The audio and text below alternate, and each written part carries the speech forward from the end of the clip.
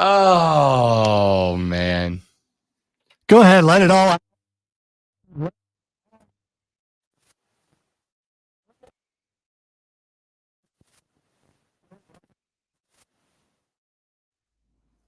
You want to do item number one? I bet you can guess what it is.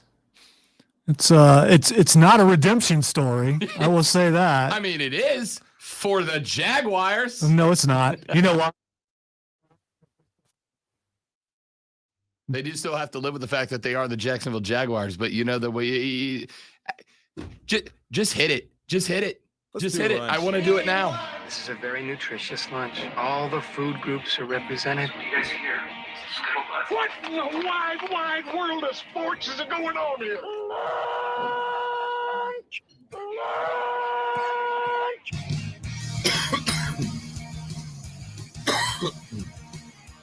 Urban fired. You can't.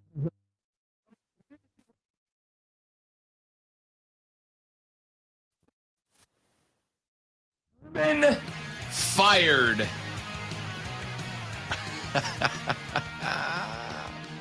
Rob, you don't know what you're talking about.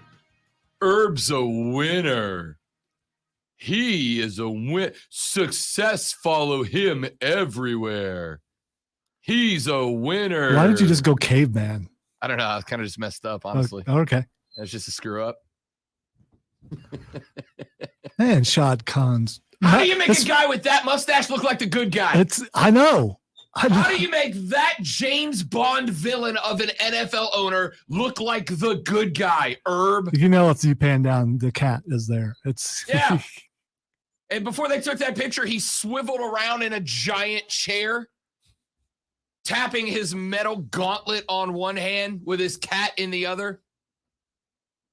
With his you just went Inspector Gadget instead of James Bond there. With his ghost butler, you know, waxing his mustache to get it into that perfect curled up, I don't care what you think about me because I am too rich for it mustache that he wears.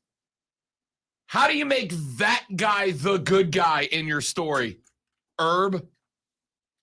Item number one, and Texter says, Rob, are you sure it's not item 1 through 5? I don't know. It might be. Texter says, now that Urban is gone, there's a 5-hour void of hate to fill every week on the show. It's not hate. It's just extreme dislike. I gotta say, you know, if it's not hate, I don't know. It's like a hair away from it. Whatever that is. There's very few people that I hate. I don't hate Urban Meyer. I just really dislike him and think he's a bad person. That's all. I just think he's a bad person. That's all there is to it. And by the way, can I just congratulate Trevor Lawrence? TL16 has just upgraded his NFL experience as Urban Meyer fired at 12:30 this morning, ladies and gentlemen. Has he though? Has he though? So ding dong, the witch is dead. The fog has been lifted. Everything's going to be wonderful. Jacksonville, they're going to win the rest of their games. Suddenly, some people thought he would play like when he got to the NFL. He won't. They won't. Nothing's really different. You just, have a vacancy in the front office. Good. It's a good vacancy to have compared to what was in the front office. Right? Like no boss is better than a bad boss. The Jacksonville Jaguars at 12:30 in the morning fired Jacksonville head coach Urban Meyer. At 12:30 in the morning, they fired Urban Meyer. The tweet came out from Shefty saying the Jags are going in a different direction. Shad Khan put out a statement that said, I'm paraphrasing, obviously. Well, after he told Shefty, say this. Go ahead.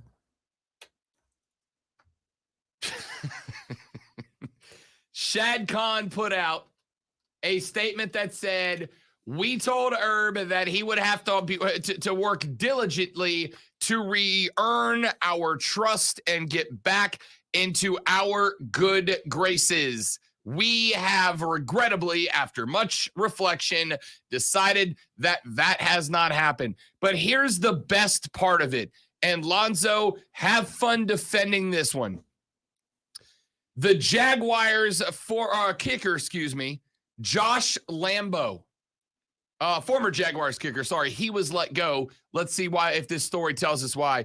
Josh Lambo went on the record and said that during a practice one day, Meyer walked by him, said, "Hey, dip S word, make your bleeping kicks," and then kicked him in the leg. Lambo said it was not a love tap. It was a stout kick to the leg. He told Meyer, "Don't you ever bleeping kick me again." Lambo said Meyer told him, "I'm the head ball coach. I'll kick you whenever the F I want." So apparently this has already been disputed by Urban Meyer, whether you believe him or not, and says he has witnesses that say it didn't happen. So we'll have to wait and see. Now, as far as the kicker goes, when was he released? Let's see. I'll look that up. Josh Lambo released by the Jags.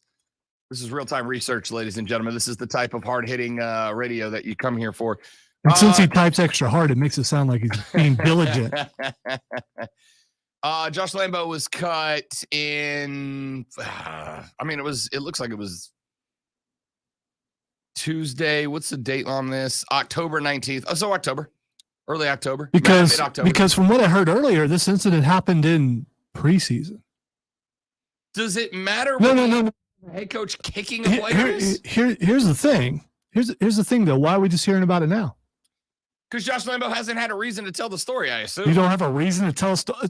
A man comes up and basically assaults you, and you don't have a reason to tell the story. We're just hearing about it now, it's a weird coincidence. Why does it matter? You think he's lying? Because from supposedly this was the straw when this was found out that caused Urban Meyer to be fired. Oh, I think it was the cherry on the blank sundae that was Urban's tenure in Jacksonville. See, I think it's funny. You make it look like I'm defending this guy, and I'm not. I'm trying to throw the other side out there because the other side of the glass is very jaded towards this person. The other side is defending Urban Meyer. No. I'm talking about you are jaded towards this person. No. It's not defending. No.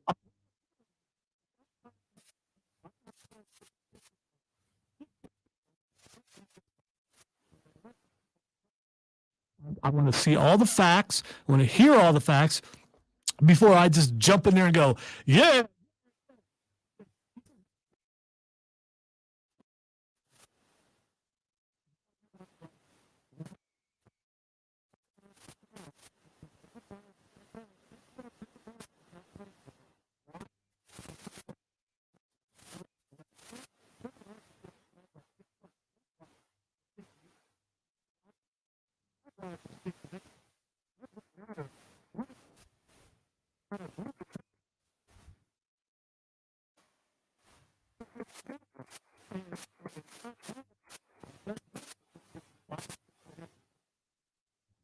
And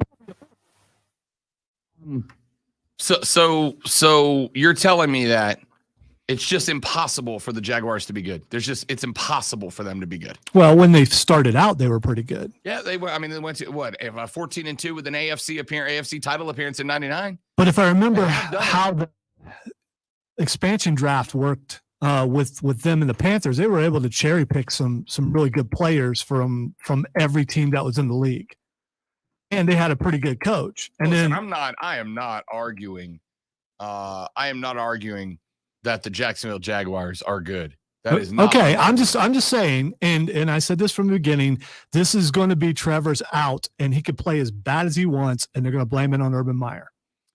I look at this as the Jacksonville Jaguars are bad. I completely agree, but the Jacksonville Jaguars being bad does not excuse Urban Meyer from being what he has been in a out of control, ridiculous season, and it has been. I've just been called Lambo, which is it didn't come out the way you wanted to, Wesley. Lambo is Lambeau Field, which would be an awesome place to actually play football. That would be LAMBEAU. Josh Lambo, the kicker that we're talking about, or the kicky, I guess I should say here, the kicky we are talking about here. Well, listen, I'm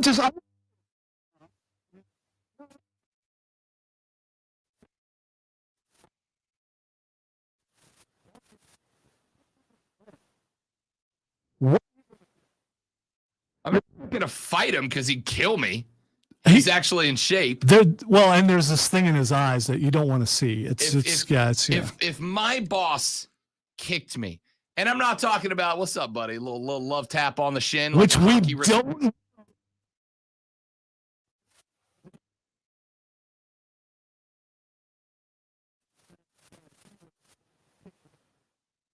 Lambo said on a scale of 1 to 10, it was a 5.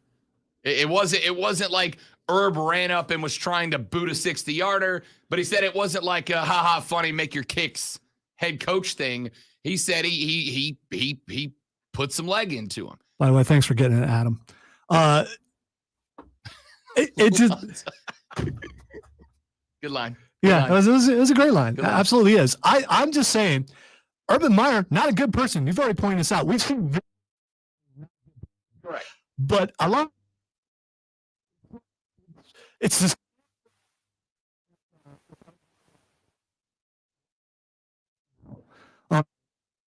Who was the guy who?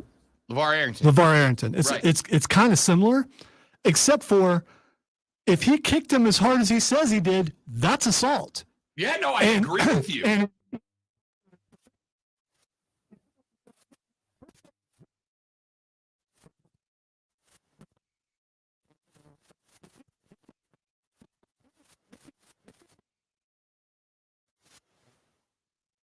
Okay. Yeah. All right. Yeah. We'll do.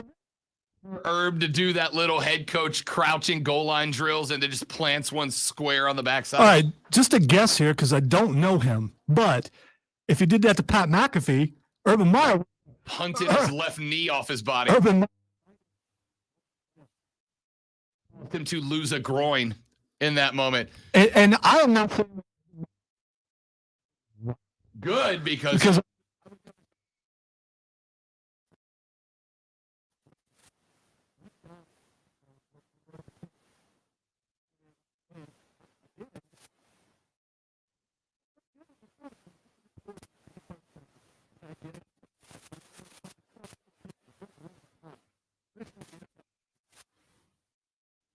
kicker Josh Lambo says he was kicked by Urban Meyer during warmups. This is from the Tampa Bay Times, dated yesterday.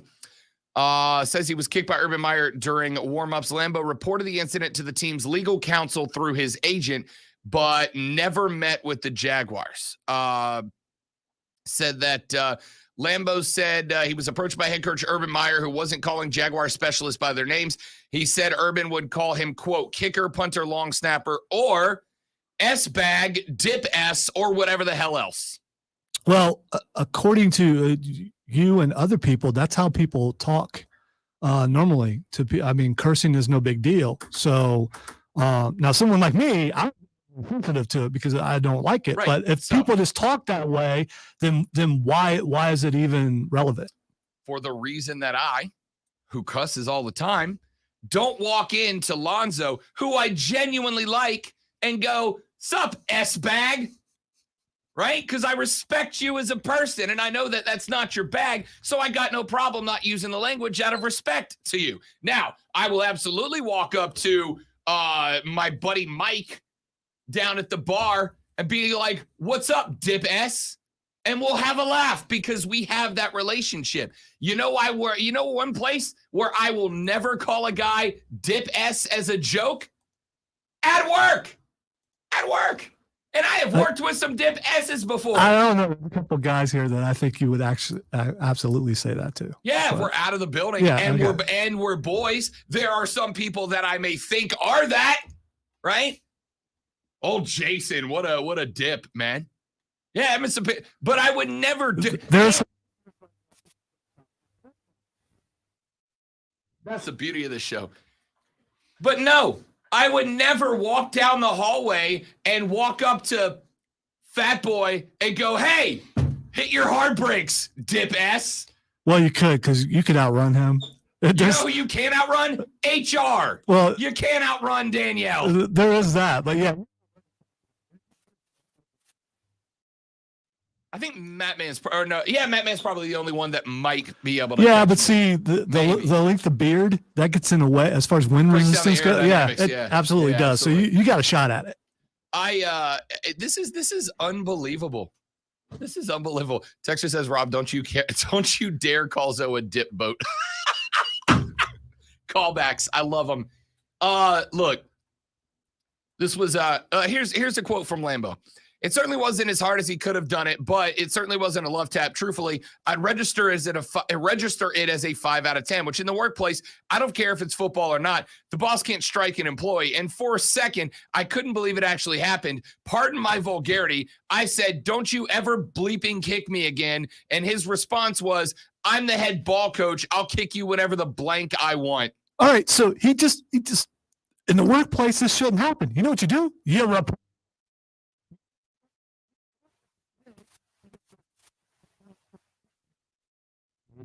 To who? According to the Tampa Bay, the Jacksonville's legal team. Okay. And I don't know. It may not have said anything because maybe there was something going on behind the scenes. It may very well be that he reported it to the Jacksonville legal team and they looked at it and went, Josh, look, we're working on a for cause, right? Because here's the thing. The big reason that a lot of folks think Herb wasn't let go 2 or 3 weeks ago was because they did not have a cause, right? Letting a chick grind on your lap at the bar is not necessarily a cause to be fired, which means they would have owed him a crap ton of buyout money on the back end of his contract. So one of the conspiracy theories, if you wish to call it that, is that the Jags have effectively been waiting for a for-cause reason to fire Urban Meyer so that they don't have to pay him oodles of severance money after they kick him out the door. They can just clean split with him, send him on his way, not owe him any dollars, and move on to their next coaching search. This is 100% a for-cause reason. You know,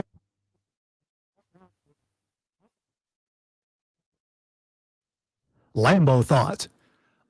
And again, if Mark Hendricks comes down here and he kicks you, if you don't punch him, the first place you're going is HR. The second place you're going is to the police department to file a complaint for assault. If the kick was more than a love tap and enough for him to complain about in a overly thing,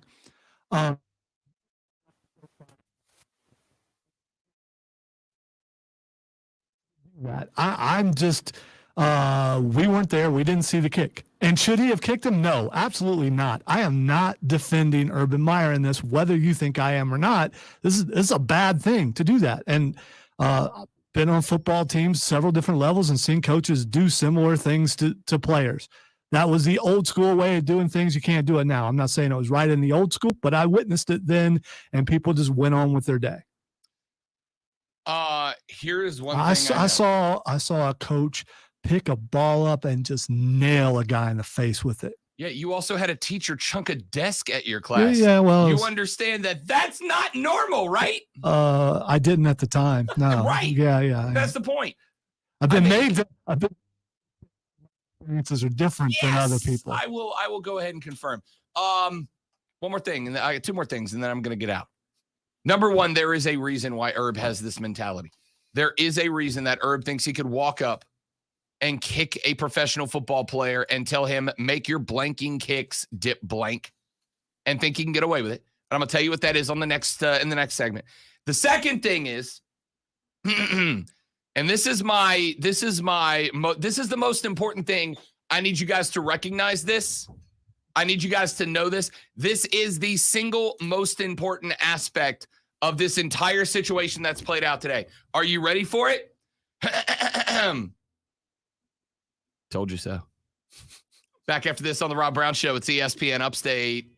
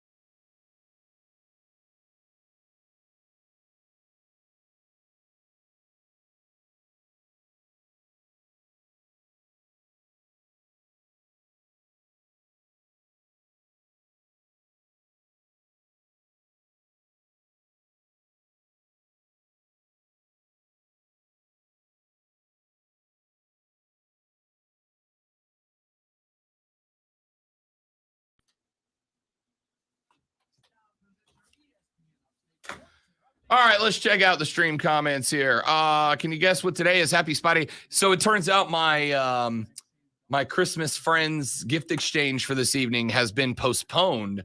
So the lady and I may be looking for see if we can pick up 2 tickets somewhere to go see Spider-Man this evening. Good luck with that. Yeah, I know, right? Hi, Miss Lisa. Welcome as always. Good to see you. Wesley said Lambo is so soft for this. Grow up. With that said, Urban already had one leg out the door. He had one leg out the door and one leg apparently connected to Josh Lambo. Like, I get what you're saying, Wesley, because, like, football's the spot where you're supposed to have that tough mentality, and I get all that, and I understand that. Let's be real, dude. No boss should kick any employee anywhere, and reporting that is not soft. It's right? Like, reporting your boss assaulting you is not soft. That's what you should do. Except for he didn't report him assaulting. He did. He went to Jacksonville's legal team. Right, but he could have went to the police. So what you're saying is he didn't report it the right way.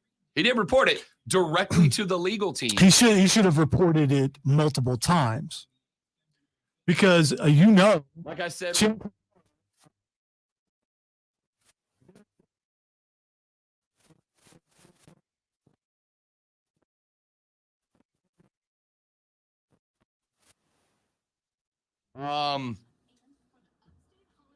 like I said with LeVar and RG3 the other day, I don't think it's anybody's position to tell victims of any situation what they should and should not. Are you a victim? Is he a victim?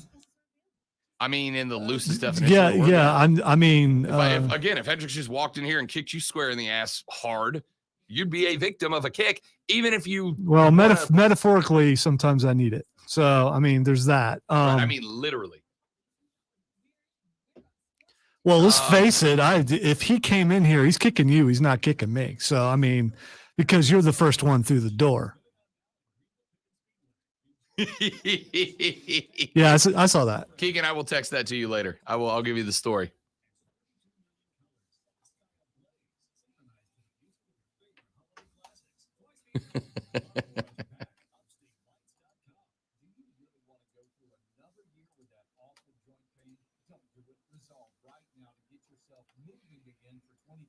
Hey, it's Charlie James. It's time to call QC Kinetics. Non-surgical regenerative treatments for joint pain. We're talking lasting results using natural biologics. No surgeries, no pain meds, no steroids, and no downtime. This is really exciting stuff. Regenerative restorative treatments that actually encourage your body to heal itself using highly concentrated natural biologics. Patients are raving about it. For hip pain relief, knee pain relief, shoulder and back pain relief. Don't let them keep giving you steroids, and don't let them tell you surgery is your only option. Get a free second opinion at QC Kinetics. Do it now and imagine life in 2022 without pain. Call the local medical professional at QC Kinetics now. 864-448-3772. 864-448-3772. That's 864-448-3772. Roofer Paul here. I want to take this time and thank all you listeners for your support this year. I love when my sister tells me I'm going to look at the situation for a WORD listener, because y'all are the best. It's been a wild year, but I hope everyone has a very Merry Christmas and a Happy New Year. And as always, if you need me, look me up at rooferpaul.com. That's rooferpaul.com. Or call me at 864-346-3121.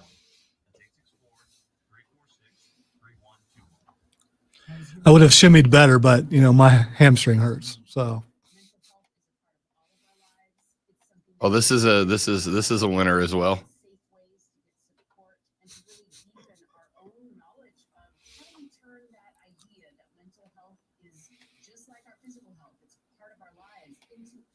Strategies to actually live better and to reduce our risk for suicide. Explore more at honeylistening.org. This report is sponsored by Audible. Audible is the best place to listen for everything you're into, from comedy and motivation to popular podcasts and best-selling audiobooks. Right now, take advantage of a special holiday offer and save 60% on your first 3 months. Learn more and sign up at audible.com. There's the rest, and then there's the best. You're listening to the best.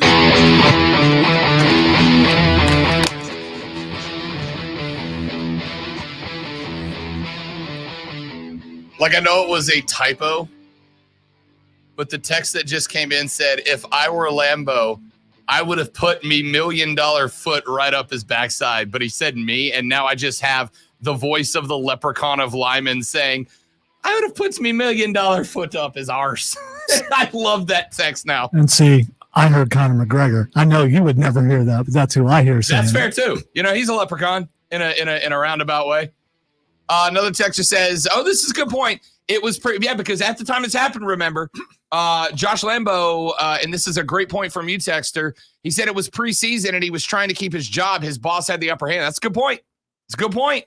Herb, at the end of the day, was in control over whether Josh Lambo was on an NFL team or not. So what you're saying is it's okay to be assaulted if you want to keep your job. No, I'm saying, as I said about RG3 and LeVar Arrington the other day, these guys have consequences that they have to consider that you and I have no clue about at any given moment. We don't get to tell someone what they should and should report, when they should and shouldn't report it, and who and how they should and shouldn't report a thing, because we can't know everything going on in their life. This texter's got a point. Urban Meyer had control over Lambo, was getting a paycheck in a couple of weeks, right? Getting cut from an NFL team as a kicker does not mean there's going to be another one lined up to pick you up. So he may very well get a paycheck. Would that stop you? Because right now, if the boss were to come down and kick you in the leg and you say something, you're probably going to lose your job. Or the boss will. Well, you would.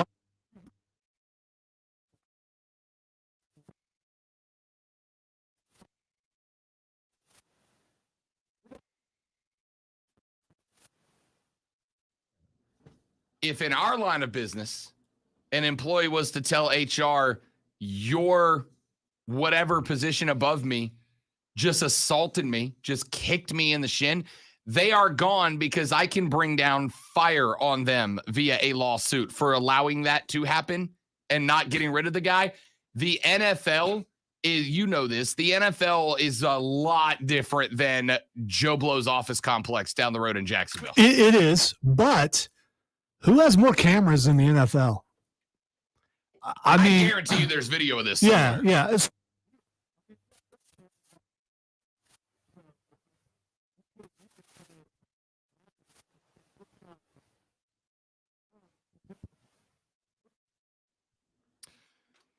You know, again, I can't imagine any other. Let me rephrase that. I can imagine any situation because I'm a dreamer. Here's what I think happened. You know what? You're not the only one. But my heart's of gold. Anyway. We were singing two different songs, but that's all I know right. we were, but it worked either way. Yeah, yeah. I used to run away high, so I didn't come home low. All right. Here's what I think happened.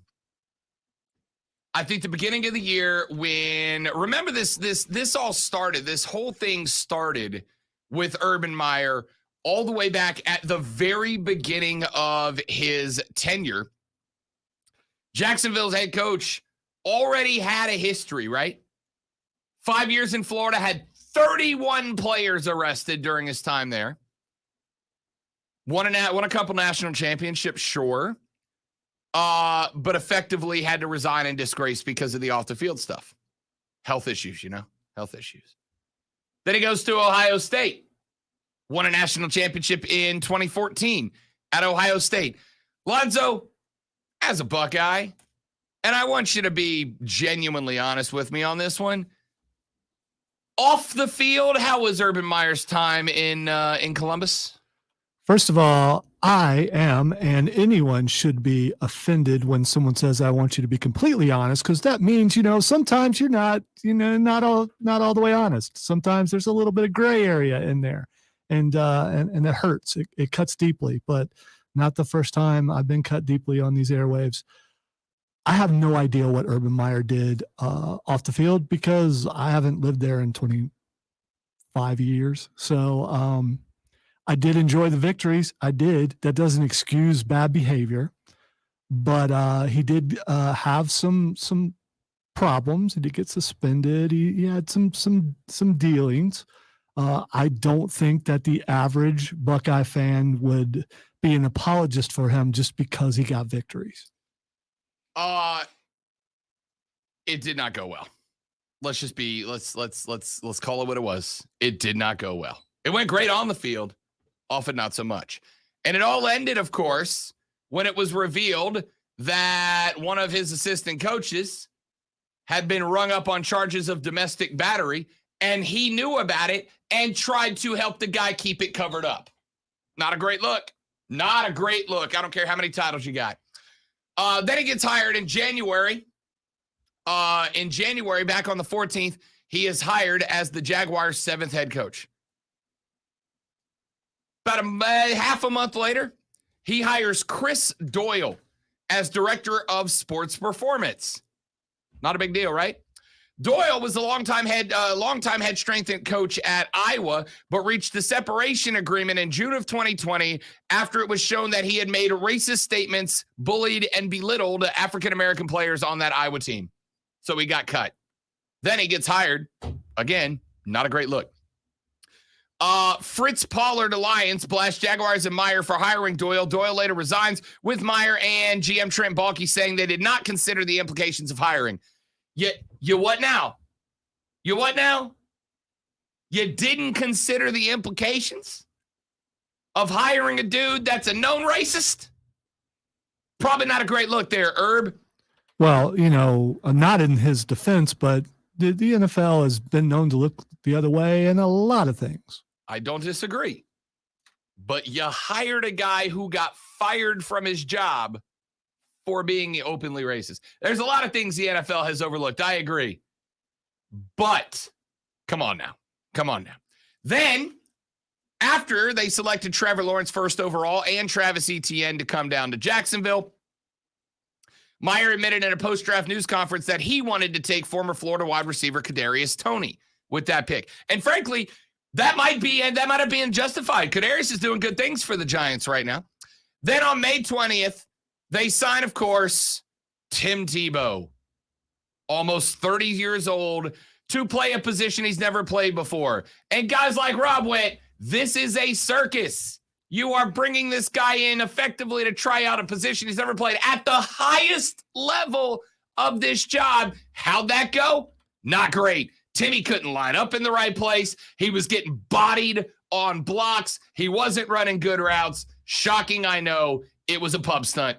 And it looks like a pub stunt now. Freezing Cold Takes has just thrown something up that I find really enjoyable. Oh. You may not like it. Let me go to the break. Hold, please. Okay. Did they come after me? Did I get my first freezing cold take? Oh, no, but it's some.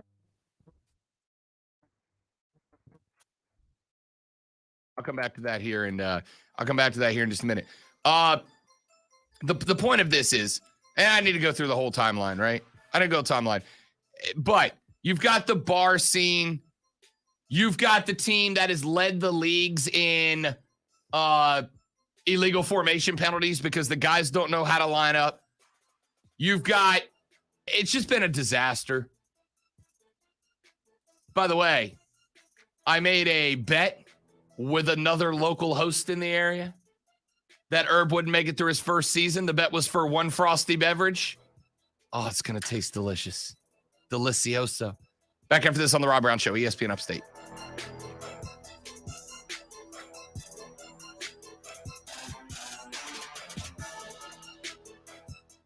All right, the Freezing Cold Takes thing was actually 18 hours ago, but it just showed up on my feed, and it's awesome. If you can't find it, I can send it to you.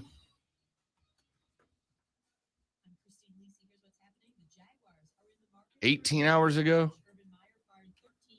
Yeah, and I can send it to you. Is it the Herbie one? No. No, hang on. Let me see it.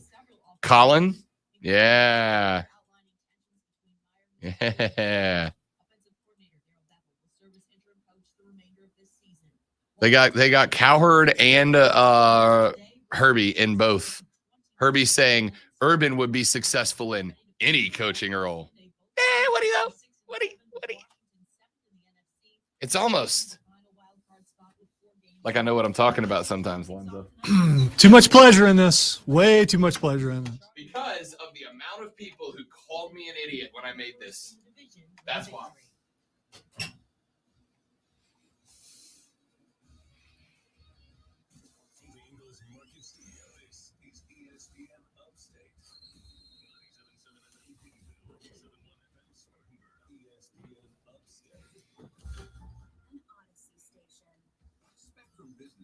proud to support small businesses with the best internet and phone services at the best value. But we want to do more. Now, for a limited time, get 1 month of services for free. That's right, 1 month on us. Get 200 megabit per second internet in this. All right, now I'm gonna have to look that up, Keegan, because I'm not. I think I know what it means, but you know. Let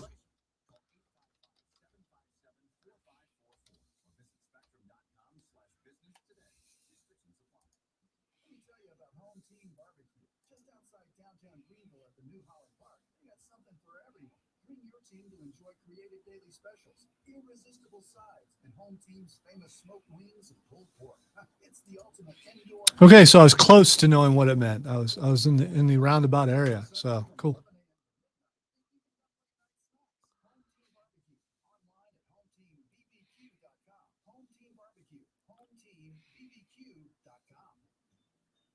Another year is coming to a close, and you're still struggling to open and close your old windows? It's time with American-made windows. Don't go through another year with those stubborn, outdated, leaky, and drafty windows. Update and upgrade with our beautiful, energy-efficient windows today. I guarantee that one segment on the show today, well, two segments on the show today will not be about Urban Meyer. And I would do my best to make sure that one of them does not go that direction. I can't guarantee the rest, though.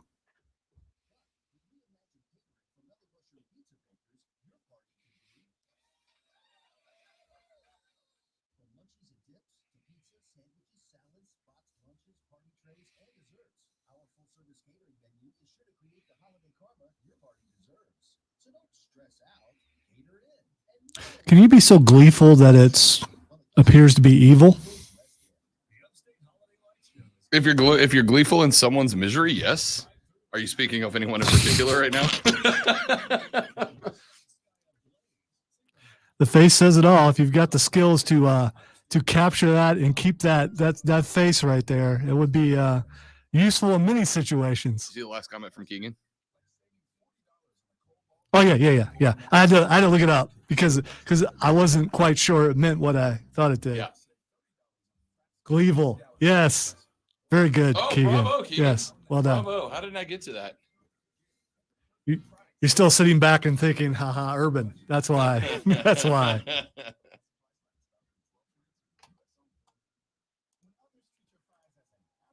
It puts me $1 million foot up his arse. What a line. I guess it's too late to find some Urban Meyer gear to send to Rob for Christmas. You just donate it to charity.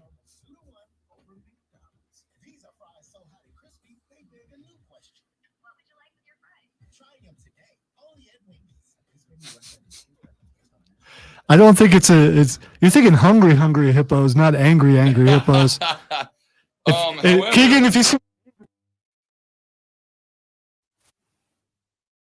brewing company in New Jersey.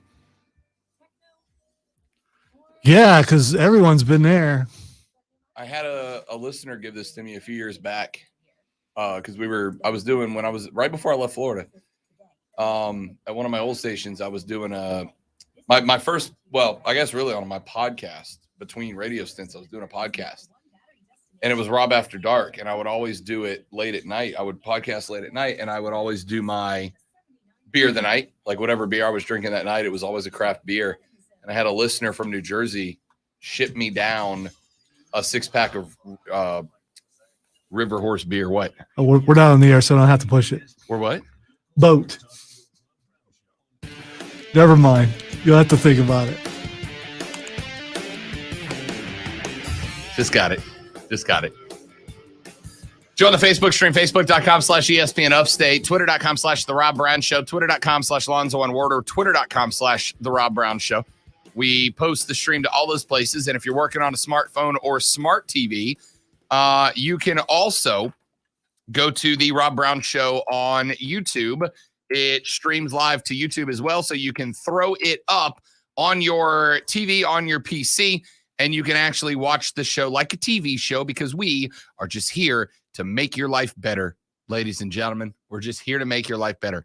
All right, 844-477-3776, 844-GSP-ESPN. Text us on the Ingles Market text line at 71307. Start your text with ESPN So we can read them on the air. So from now on, if I need someone to do something, I could say, "Don't make me Lambo you." Don't make me Urban Meyer you. Urban was the one who did the thing. Don't make me Urban you.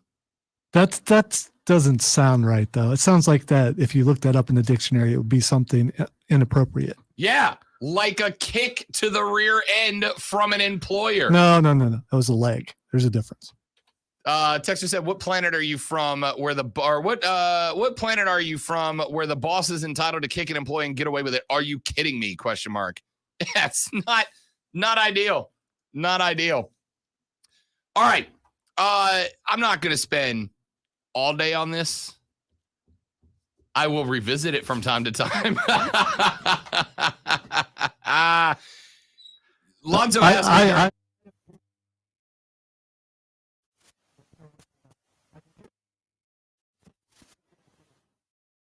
Fight Club coming up at 2:20. That's the one I can guarantee. That'll be urban free. I got another at least on my part. I got a couple of recruiting segments coming up. We have Rashad today, right? We got Rashad at 1:00, so there's 2. I got a recruiting but segment. You could turn Rashad. It's true, we could. And I've got this is going to be one that a lot of people are going to think is macabre, but I love it. The greatest obituary I have ever read in my life. I have never cackled at an obituary before, but I found one this morning that I'm going to read to you later because it's absolutely fantastic. I'm going to read that for you coming up. I got a baseball segment coming up later that we're going to get into. Probably won't be any Urban Meyer in that. Although I may also just open every segment with Urban got fired. And by the way, Lonzo, when we were going to break, asked me the question, can you ever be so gleeful about something that you circle all the way back around to evil? And Keegan coined the term gleeful. Am I gleeful about this? Yes, for 2 reasons. Number 1, Herb's not a good person. And I do like when bad people get their karma. I hope this is a huge reset button for Urban Meyer. I hope that Herb gets it together and stops being a liar. I really do. I hope that for him. Your monotone is excellent. You're a gleeful lumberjack today. And you call me what you want. Call me what you want. Flannel's comfortable, and I enjoy this. Yes. Even in this room? That's warm. But the sacrifices you make to look as good as I do, Lonzo, you know? It's just how it works. No. But, I can live vicariously. So, Herb's not a good dude. I don't believe in karma. I don't mind labeling it that when bad things happen to people who deserve it. Right? I don't believe in karma. But I do believe bad things can happen to bad people, and I'm good with that. Here's the other aspect of this. When Herb got hired, and I went on the radio and said, this is a disaster waiting to happen.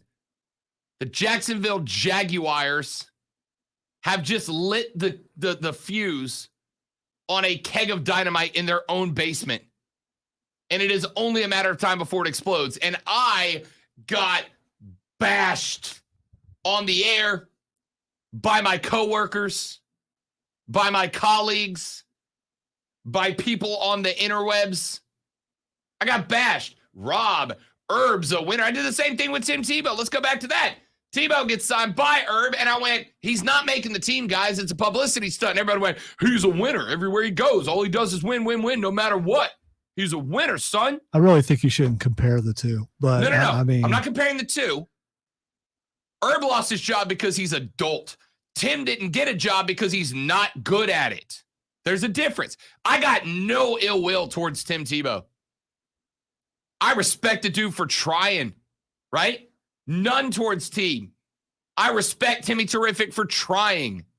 He wanted one last shot to live his dream, and he took it. As somebody who legitimately was about to give up of my dream of doing this job and took one last stab at it to get here, I get going for it when your back's against the wall and everybody's telling you to stop.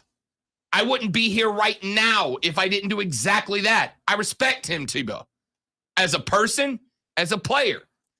The point that I was making wasn't Tim shouldn't get a job because of personal reasons. It was, this is a waste of a roster spot that you could be working out other guys who genuinely have a chance to make the team. It was a bad coaching decision. It was a bad personnel decision. Herb should have not had the job because he's not a good person. And that translates on the field as we have seen, right? And when I said both of those things, I did get the same response many times from the same people. You're an idiot, Rob. These guys are winners. All they do is win. All they do is find trophies and success. That's cool, man. At the level that they were at, yes, they were winners. But this is not college football, my guy. This is the league. It is a different world entirely than college football. And Herb's not ready for it. See, because in college football, Herb was a demagogue. In college football, Herb was a legend in college football. And in Columbus, in Gainesville, people dropped to their knees at the sight of Herb walking into their restaurant. All praise be upon Lord Meyer. It makes some people dance. The other thing is, he still is probably. Sure. Yeah, because you can't take his victories away, even though he's a jerk and kicks kickers and stuff. But see, he still is one of the winningest coaches of all time in college football. In college football. But see, what happens is these college coaches, and I put Saban in this category, is part of the reason why I've said that while Dabo has the perfect opportunity to go to the league now and nobody would blame him, he's clearly not going to now. But I said I wouldn't have blamed him for trying, is because when college football coaches are as successful as Dabo, as Nick, as Herb, for many of them, it goes to their heads. They are treated as gods amongst men in their college football community, and they think that they are going to get the same treatment in the league, and you don't. You know how you become Hoodie in the league? Sean Payton in the league? And by the way, I used those two guys for examples, for references on purpose, because there are not two guys in the league that could have more different personalities than Bill Belichick and Sean Payton. The reason that those guys are celebrated in the circles is for one reason, because they manage an NFL team to victories. Until Herb showed up and made the Jags good, he had no right to be the pompous ass that these stories coming out are showing he is. By the way, there was another one that came out last night when he held a meeting with his coaching staff and told them, I had a better bleeping staff at Bowling Green. Did you, Herb? Because you built this staff, you dummy. If you had a better coaching staff at Bowling Green, it's your fault, dog. Can we steal some thunder from some other shows really quick? There's only one coach that can win at this school, and that one coach used to coach the quarterback that's at that school, Dabo Swinney, to the Jacksonville Jaguars. Nope.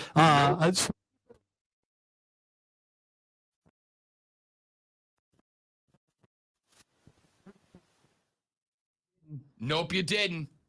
No, you didn't. Not claiming it, not saying it, not even making it as a polarizing subject for discussion. All right, so this is This is a Lonzo exclusive. There we go. Blame it on Lonzo. There we go. Blame it on Lonzo. No. It's not happening. When other hosts on other shows decide that they're going to bring this out and they're going to talk about this for hours on end, that it's going to happen, remember, I said it before they did. Just keep that in mind. Not even bringing it up because it's funny to start a fight. Dabo to Jacksonville. Dab, no, he's staying at Clemson. Stop it. He already went and he knows he's got some Clemson players there, but Jacksonville is a perfect place for him to go and to save the reputation of the. Right now is the first time since I moved here that I regret calling this the Rob Brown Show, because that take is going to show up with my name on it on Twitter later. Oh no! Let me say again. Lonzo exclusive. Lonzo exclusive. Lonzo exclusive. Because Rob Brown thinks that's insanity. It's not happening. Let's take a break. Let's get Chris when we come back. Thunder given gladly. Herb's an idiot. Karma got him. Even though it's not real. Karma got him. He's out. Enjoy the bleep show in Jacksonville. Back after this. Chris, hold the line. I got you next on the Rob Brown Show, ESPN Upstate.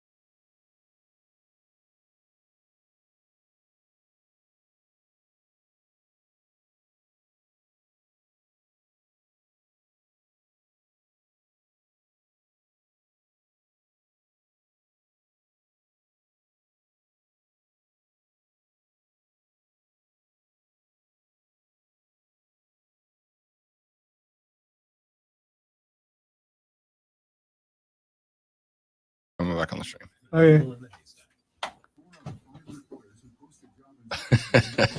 A texter just told me and Lonzo that we sound like a divorced couple that hates each other. Worst mediation ever. Oh my gosh. We are seeing counseling later, though. You know. We're coming back here. Come back here, yeah.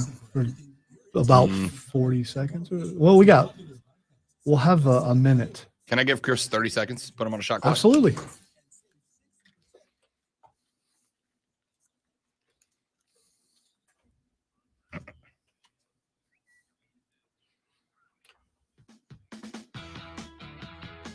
All right, we got about 30 seconds, Chris. We're on a shot clock, unfortunately, but I don't want to make you wait. 30 seconds for your take. Give it to me, Chris.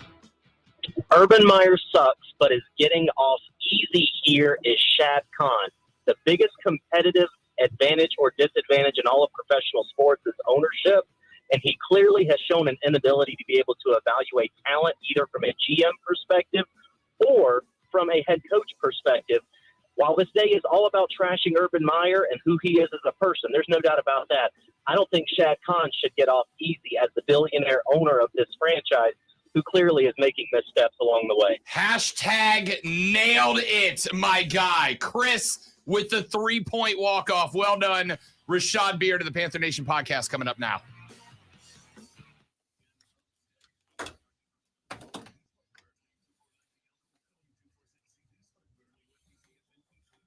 Yes, when you have a mustache like that, something's your fault. Something.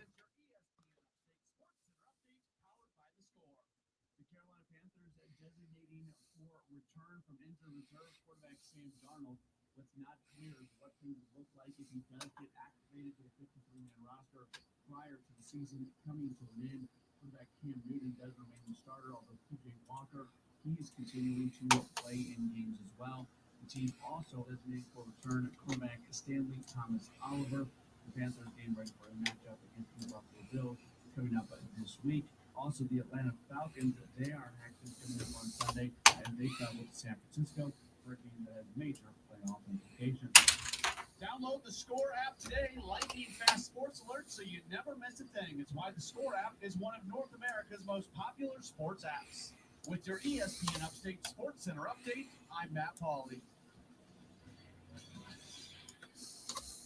Have you heard the Rob Brown Show? Tony Atlas here on the Rob Brown Show. Over the past couple of years, Tony, we have seen a real step up in the number of African-American wrestlers. Of course, one of the first African-American wrestlers to hold the WWE Tag Team Championship event. What has it meant to you to see an elevation of black wrestlers at that level of professional wrestling and knowing that you are a part of that backstory? I want you as an studio. It means absolutely zero to me because in wrestling, there ain't no black, there ain't no white in wrestling. I was not with Tommy Rich one time, and I was wrestling all these people that was in a redneck town with all the cheering for me. Tommy Wildfire Rich said, "You're not black, Tony. You Tony." That's okay. Like, oh no, that's not good.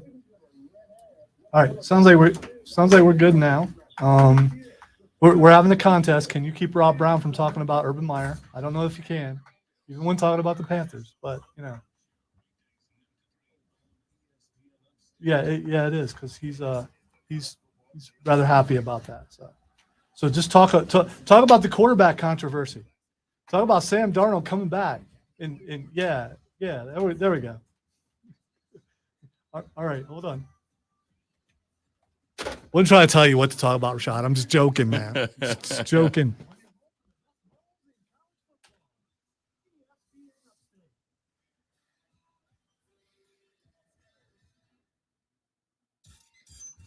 By the way, stream, we're not fighting. We don't need to talk about wrestling until 2:20 when it's scheduled.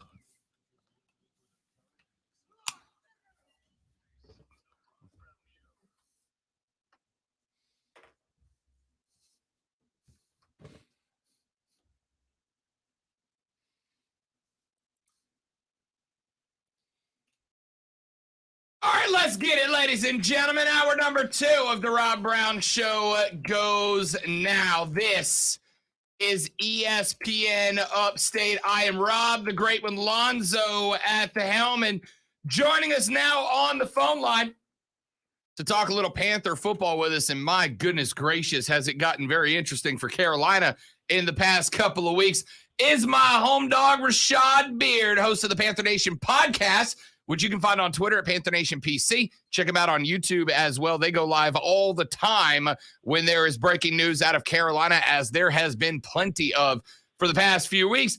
Rashad, what's up, big fella? Do we have to? So things are going great. Yeah. They're going awesome. Hunky-dory. Things are going awesome. Here's the good news for you, Rashad Beard. Here's the good news for you. So far, I have not heard that the Carolina Panthers are looking at hiring Urban Meyer to be their head coach. So far, that hasn't happened. See,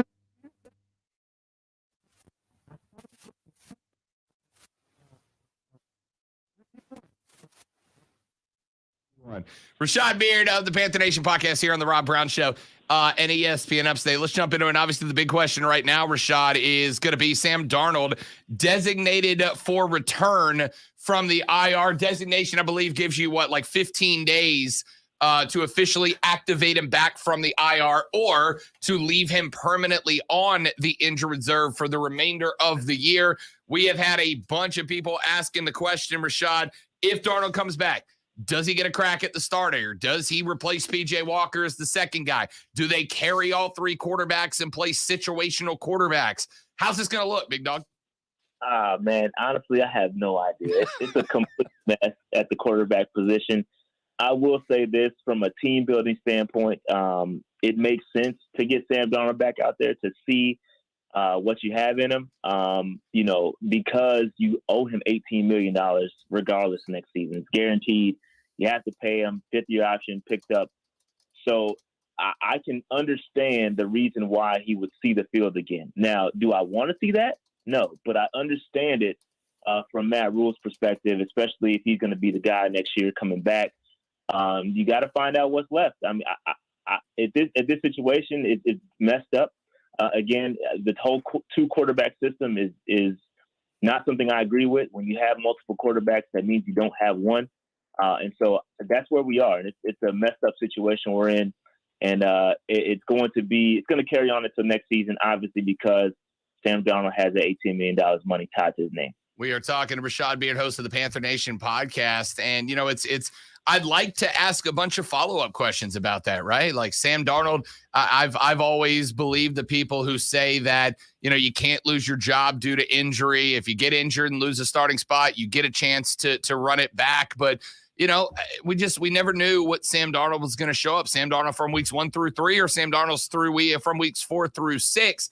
Matt Rule's got a decision making. Certainly he has more information than we do to analyze this decision, Rashad, but the fact that you're in this situation, I think speaks loudly about where the Panthers are this season.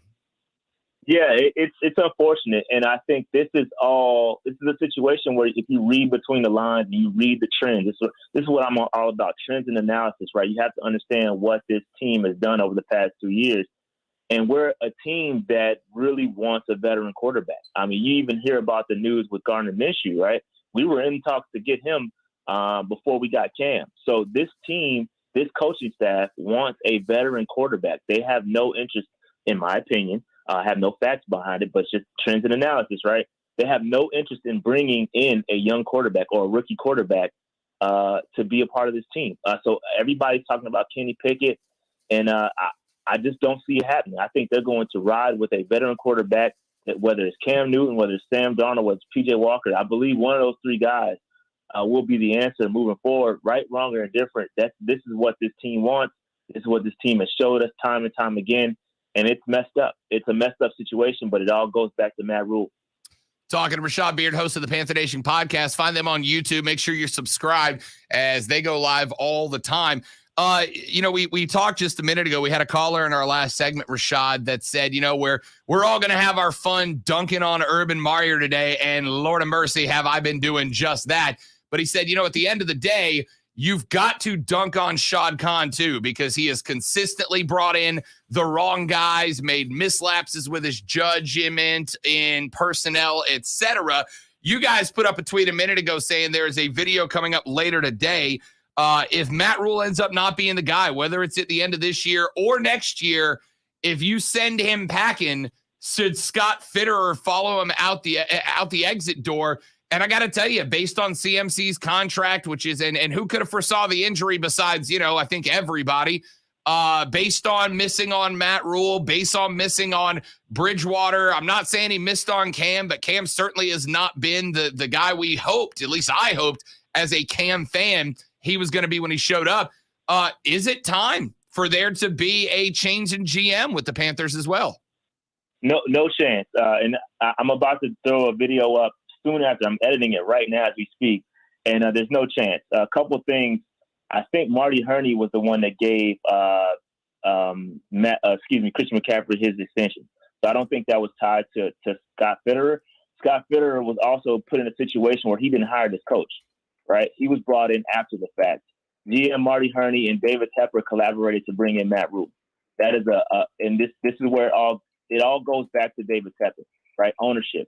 And I think that, I think for me, this is my personal opinion, is that I think that Scott Fitterer at least deserves an opportunity to bring in a head coach that he is tied to, right? He didn't hire this guy. This is not his situation. He was brought in to do the bidding of a Matt Rule. Matt Rule, you want a veteran quarterback? I'll go get him. You want a guy with a left tackle with long arms? Okay, I'll get you a Cam Irvin. You want this, you want that? I'm going to go get it. And I think Scott Fitterer has done a decent job. Of course, there's been some missteps. Bringing in Sam Darnold, trading away those picks, not a good idea. But there's also Stephon Gilmore. There's also C.J. Henderson, who could pan out. He's on a rookie deal, 2 more years left on his deal, plus a 50 option. I think there are some good moves. Bringing in Hassan Reddick. There's some good moves in there that Scott Fitterer has made, but I don't think it all falls on Scott Fitterer. I think it goes back to David Tepper and ownership having their hands in the pot a little bit too much.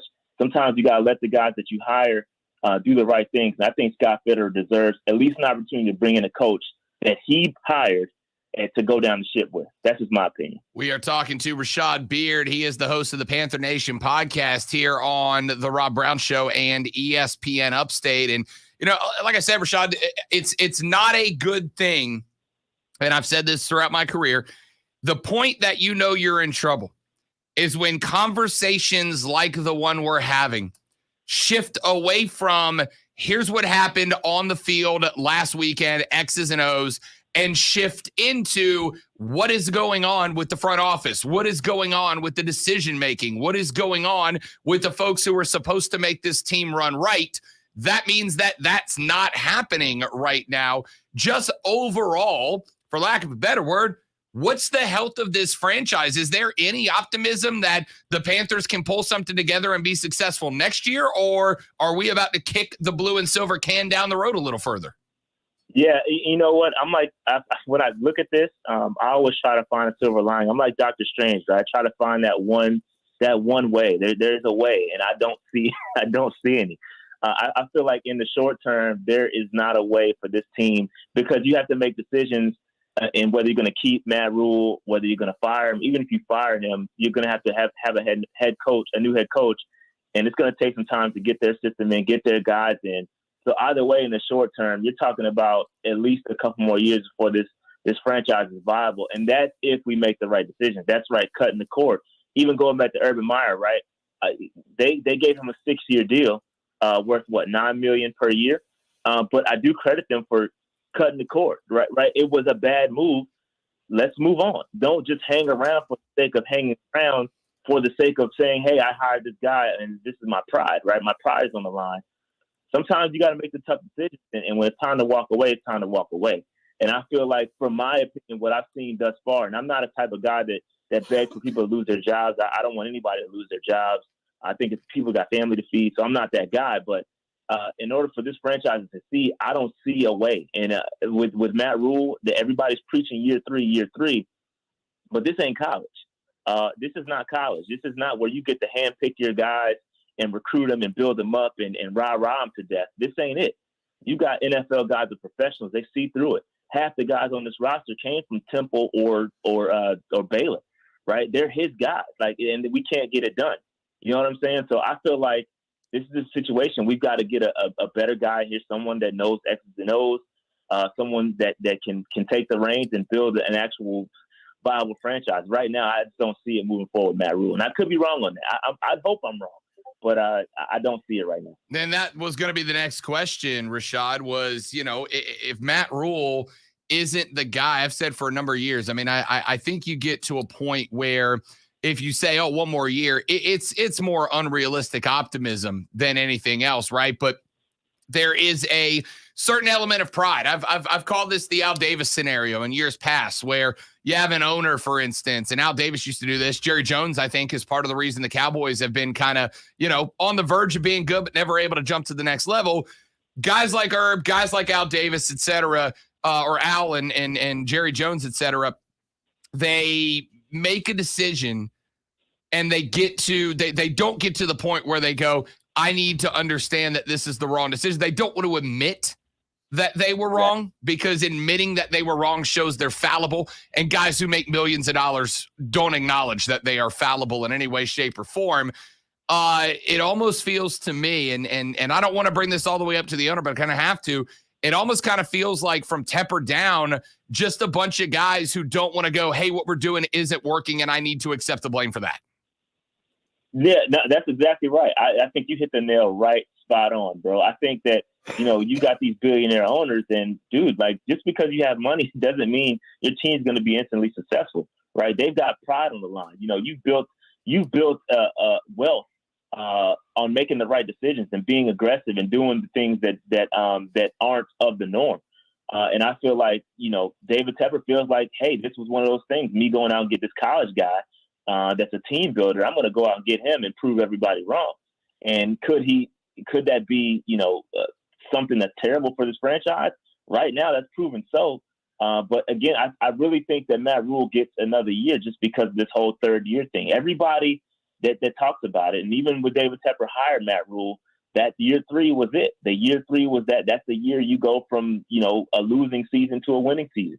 And, I just challenge that, but because this guy, Matt Rule, he's never won a big game. Like, you talk about Urban Meyer. Urban Meyer at least won national championships. Matt Rule has never won a conference championship, better yet, a national championship. So we're talking about a guy that's just not a big-time game winner.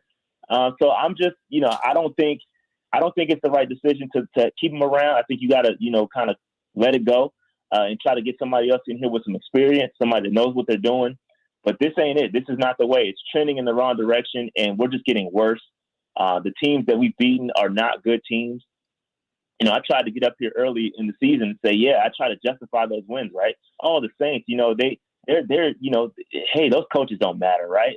The Jets, they're getting better. Or I tried to come up here and make excuses, but the reality is the teams that we've beaten aren't good teams. We have been out-coached every single game we've been in, right? Every game we've been in. Either we're going to win big or we're losing big. I have not seen a game where we out-coach anybody, and that sends a huge red flag to me. By the way, I love, and this is more for Alonzo Rashad than you, today has just been a day full of Rob tried to tell yous.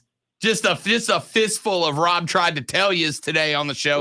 Yeah. Rashad Beard of the Panther Nation podcast joining us here on the radio broadcast, ESPN Upstate. We are talking a little bit about what's going wrong in Carolina. We got about another minute, Rashad. So here's the spot. I know you've told me a couple times you don't believe in tanking. You're not for tanking. I honestly, I don't believe that there are NFL players that are okay with tanking. I don't think a team has ever truly, genuinely tried to tank in the past. So I don't think that's going to happen. So if you're sitting around spot 8, spot number 9, are we looking? It's not a great QB class. Are we looking to bring in another Brady Christensen to fill out the offensive line? Are we looking to bring in another quarterback to put on the rotation, knowing that, hey, Sam Darnold's contract's going to be hard to get any return talent for because the team that takes him is going to owe him a bunch of money? Can you kick Cam Newton to the curb a second time and risk the fan base being upset about it? I think you guys have backed yourself into a pretty ugly corner to have to make offseason plans with. Oh, yeah, it's a terrible corner to be in. We're in timeout with our face in the corner and barely breathing, right? So I think that when you talk about the draft, listen, we're in a terrible situation. We traded away second and third round picks, so we don't have either a second round or a third round pick in the 2022 NFL draft. So you talk about the top 8 pick, maybe you're looking at probably trading that pick to acquire more draft capital. But I mean, I can't see a situation where we pass up on the best left tackle on the board. I can see them doing it just because we've done it time and time again, but it would be another just terrible move. And again, I think just going back to the trends and analysis, right? We don't believe in youth tackles, right? Brady Christensen, young guy, a good left tackle, they're not playing him there. They're playing him at guard because of short arms. Maybe if we get a longer arm tackle there, maybe they'll play him. But I just don't believe this team believes in playing youth on the offensive line. Deontay Brown seen one snap last week. So I'm not all in that they're going to make the right decision at 8. I really believe they're going to trade it and see what we can get back. But it is, like you said, it's a tough situation. This offseason is a mess. And that goes into factoring, you try to look for a way out, right? You try to look for some light in the tunnel, and I just don't see it given where we are right now. This is Rashad Beard. He is the host of the Panther Nation podcast. You can find them on Twitter at Panther Nation at PC, but make sure you go to their YouTube channel, subscribe. Make sure you hit that notification bell so you can see when they go live, including a video going live this afternoon about whether or not the Panthers should keep Scott Fitter. You got a little preview of that a minute ago. You'll get the full video tonight. Rashad, my dog, I know it's been a little less enjoyable than it was the first 3 weeks of the season, but I appreciate it nonetheless, my guy. Nah, man, you make it better, bro. I love it. That's what I'm here. I'm just here to make people's lives better. Been saying that for years. Rashad, we'll talk to you next week, guy. As long as your name isn't Urban. Unless you guys, Yeah, correct. there's correct. that. In fairness, Urban made his own life suck. I'm just here to provide the commentary. By the way, You brought that up this time. Yeah, I don't want to steal. We had if Carolina would be out of a coach very soon, Dabo Swinney is going to be the next coach of the Carolina Panthers. You heard him? That's a Lonzo exclusive. I got to tell you, I heard the other day that Niceville High School down in Florida is in the need for a new head coach. Dabo to Niceville High School. I mean, it's a possibility, right? The timing's there. They got the talent. Dabo will They've won like 3 state championships. Dabo will go to Niceville after he coaches Jacksonville to championship and then the Carolina Panthers to the championship. Then he goes to Alabama. Carolina and Jacksonville at the same time. It's Dabo Swinney. He could do that. Do it. He absolutely could do that. Ladies and gentlemen, if anybody today says Dabo to Carolina or Dabo to Jacksonville, I want you to ask them, why do you say that? Because I promise you the answer will be speculation. Take a break. No, the answer is going to be because I heard Lonzo say that. That was a Lonzo exclusive. Andrew Lord, head coach of the Greenville Swamp Rabbits, is on the line. We will talk to him when we come back on the Rob Brown Show on ESPN Upstate. QC.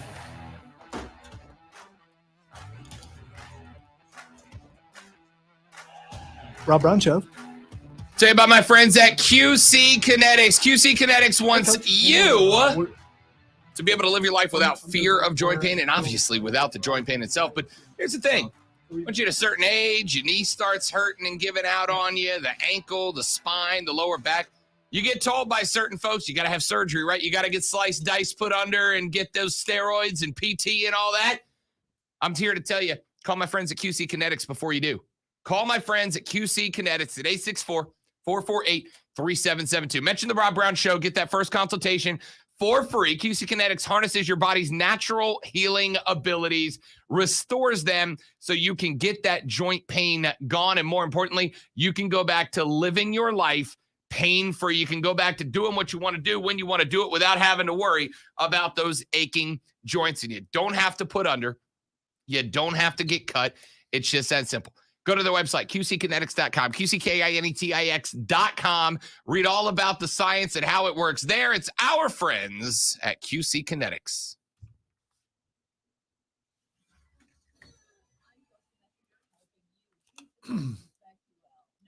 So apparently, the beginning of that spot has some dead space on it. I heard that. Because I pushed the button. I heard that. To the point where I had time to turn around and look at the screen and go, oh, crap, what's wrong?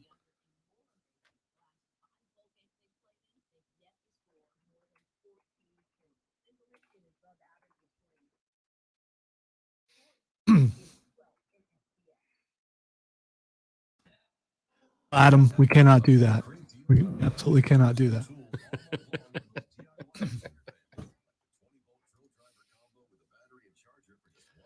I am just here to help.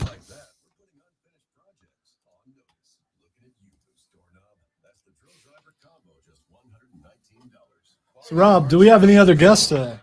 Just checking. No, this is it. Okay, Sorry. I blanked that it was Thursday for some reason. I just blanked. I just blanked that it was Thursday and we have our hockey segment.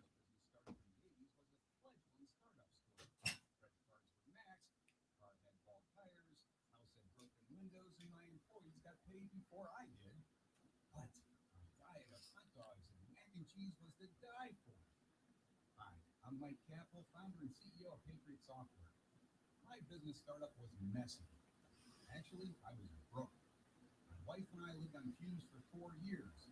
To escape our financial reality, we played board games and dreamt of someday owning our own boardwalk and park place. The Zoe Show is a good title though. I don't hate it.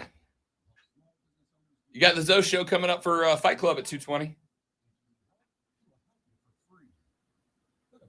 Software.com and enter promo code radio, and I'll give you 2 months of payroll processing free. That's patriotsoftware.com. Can you pick winners? Well, then you can win cash. It's that simple. In the Rocket Mortgage Pro Football Pickup, just pick the most games right this week. Apparently last week a fan got past security and tried to pose as an extra at the Dynamite taping. Yeah, I saw it. You saw 2 guys who kicked him out? Yeah, I saw. Question is, what did those 2 guys say as they were kicking him out? Did he get kicked out in character? Thanks, Lisa. You don't have to defend me. I appreciate it, though. The Lonzo. I like that she refers to you as the Lonzo.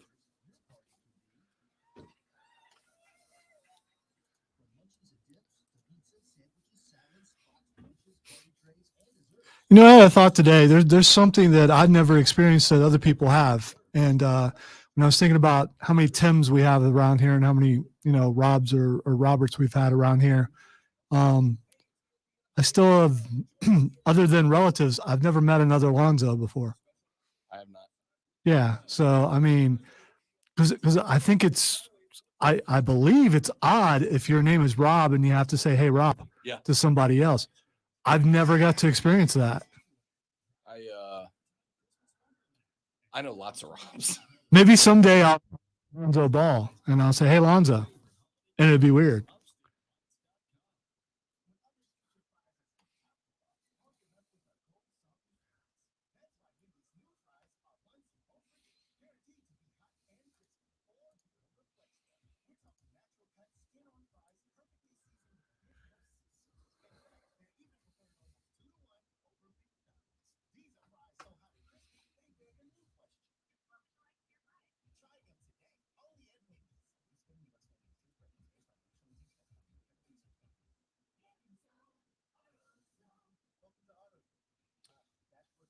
Yeah, I don't know if I've ever met another Keegan either.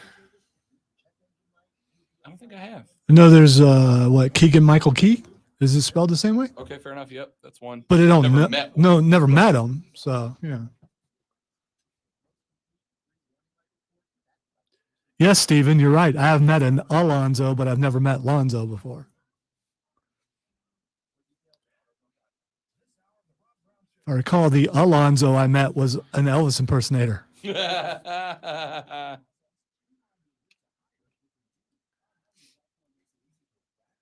he started singing while Mark Ryan was trying to do a live spot, which was just beautiful. It was great. That's beautiful. It was great.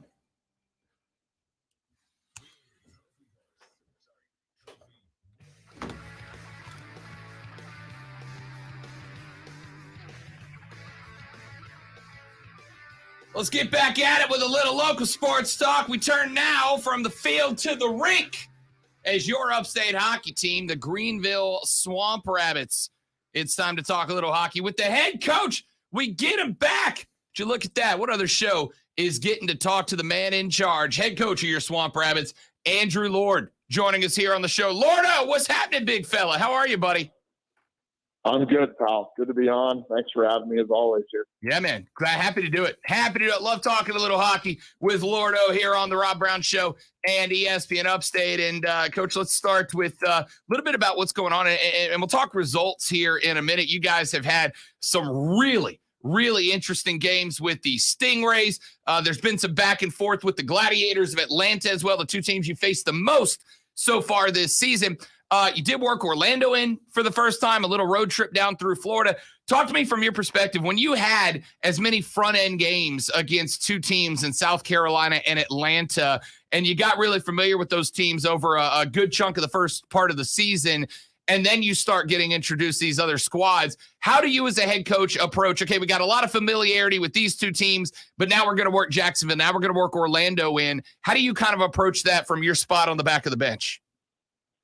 Yeah, it's interesting. I mean, it's a lot to do with the prep work, the pre-scout video and all that, and knowing what a team's strengths are. Obviously, when you're playing a team or teams like Atlanta and South Carolina, as much as we did, there's a real chess game there with some adjustments from both ends, especially on the special team side of things, the power play, the PK. Then when you get a new team, it's just like we're playing Toledo this weekend for the first time, out of division team, out of conference team, and you really rely heavily on the pre-scout. Maybe you call a couple other coaches, and then you're looking for 3 or 4 main points that can really get your team over the hump. And then in game, at home especially, you have an opportunity to make some matchups there. We have last change at home, so that's always helpful. You can get the matchups you want, whether it's on D, matching against, maybe one of the top lines, or getting a forward group against one of their weaker lines to try to create some more offense. So there's a lot of things that go into it, but it's fun. It's both are fun. Playing a team a lot in a small amount of time, that chess game we just spoke about, or having a new team come in where it's kind of a fresh look, and both are fun to have to deal with and present different challenges. Andrew Lord, head coach of the Greenville Swamp Rabbits, joining us here on the Rob Brown Show and ESPN Upstate. A little bit of rest and well-deserved for your team, Coach. You guys had a stretch over the last couple of weeks where you played Sunday, Wednesday, Friday, Saturday, Sunday, Wednesday, Saturday, Sunday. That's a lot of games in a quick span. You finally catch a little bit of a break getting off until Saturday night after a Wednesday game. What can you tell us about the stamina of this team, the conditioning of this team, to be able to cycle through that many games in a row and be competitive in all of them? Yeah, it's been a lot. It's a grind. It's a great opportunity, great challenge as well. There's you learn a lot about yourself and also your players, what they're willing to put themselves through, how they respond when things aren't going exactly how you want them to, or when they're tired of a third game in 2.5 days, the Sunday 3:00 game. You really get to see what guys are made of. So it's been great.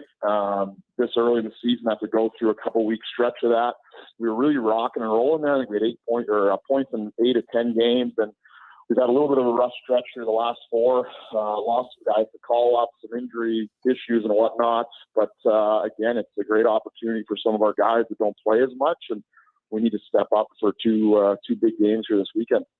Talk to me a little bit about the physicality of this team, especially when you do have such a condensed schedule over a couple of weeks where you've got something like 8 games in 12 or 13 days. Hockey being as physical as it is, even though individuals can get a scratch and have an extra rest day, etc., that's still a lot of physical play over that span. The stamina of this team, I think, has been impressive. I don't think we're seeing, at least from my perspective, quite as many injuries as we have in years past here in Greenville.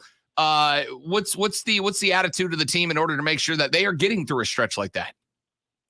Yeah, I think a lot goes into it. I think culture, first off, coming in, being pumped up every day, being your best self. We push that a lot on our guys, and we have a good group. They care. They like being around each other. So I think that atmosphere in the room is vitally important, especially with all the travel, whether you're on the bus or whatnot. And then, from that, our trainer's vitally important.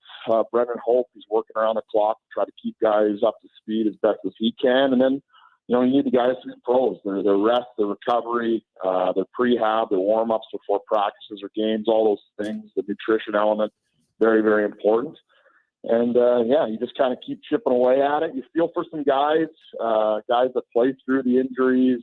Some guys, obviously, have a little, or maybe a little tougher than others, and they're battling for you, and then maybe their game isn't at 100%, but you kind of know why. So, those warrior type players, you have extra respect for in a time like right now. We are talking with Andrew Lord, head coach of the Greenville Swamp Rabbits. Their next matchup, Saturday evening, 7:05 at the Well, as they, for the first time this year, take on the Toledo Walleye. Coach, you guys have been up and down, some streaks here and there. A couple of tough losses, a 2-3 against Atlanta. Go on the road down to Jacksonville, and of course Jacksonville, the worst city in America, Coach Lord, and not a great time there. When you have these couple of game L's back to back like that, especially when they are as physical and as highly contested, how do you kind of make sure that you don't get into too much of you don't pay too much attention to bad streaks and make sure that you're focusing on growth from game to game, especially when you got guys rotating on and off the roster as frequently as you do at this level? Yeah, it's a challenge. I mean, we did win 2 games ago against Atlanta, so then we lost our last game. So it's only one, but we lost a couple before that. So, maybe the confidence isn't as quite as high as you'd want it to be. But that being said, we're all fighting for it here. We all want it bad enough. We're certainly putting the work in, the focus and the energy. So sometimes it's even just trying not to get a little too down, trying to stay up, trying to relax a little bit out there. As funny as that sounds, sometimes that actually helps. I think trying too hard at times can be a little counterproductive. So we're just trying to find that balance. So obviously each player is a little different. Some guys are overthinkers, some guys are too loose. So you're always trying to juggle that and get guys to their optimal levels. But a huge weekend against a really good team. It's going to be a great test. We're excited for it. I think we're in a good spot here. Florida and Jacksonville are a little bit ahead in the standings, but everyone else is within a point or two. So top 4 make the playoffs from our division. We just got to get in those top 4, and then anything can happen, as we've seen in past. So we're excited about it. It's going to be a great couple games before a much-needed break there for Christmas. Coach, when you're going through the season, and obviously, the answer is you take every game by game, and obviously it's a great mentality to have. But for you, when you are looking at playoff standings, Greenville currently in 6 right now, but the top of the board is, as you pointed out, only separated by from you guys to the top of the board, it's 2 points. That's a good weekend to jump from 6th to 1st. How much attention do you pay to that? How much do you change your level of aggression towards getting points and getting wins based on where you guys stand in the divisional standings? Yeah, I mean, you really can't. Obviously, I keep my eye on it. You got to know where you are and all that, and know how other teams are doing, especially from a GM kind of thing as far as player acquisition or trades. You just got to know who's doing well where, and or what teams are struggling. You might want to make a move that could potentially bolster your lineup. So that's more what that's about. I really don't think discussing standings or those things pregame is going to do anything for your players. It's all about the focus on the details, on our systems, on our couple key points against the team we're playing that night. Anything in the past or the future, it's, the cliches go, they really don't have any effect on the present. So just going out, having a great game, one game at a time. And I think there is an element of trying to emphasize just how critical every game is. I mean, the standings, the parity in the league are so close now. You think about, you miss playoffs by a point, or you miss, finishing first by a point, and you think back to over the course of the year, how you throw away stuff in a shootout or an overtime loss or just one bad play, and it really is amazing how close it is and how competitive it is, and that challenge to be the most consistent team in the league is definitely there, and that's something we're trying to chip away at and achieve here hopefully over the next little bit.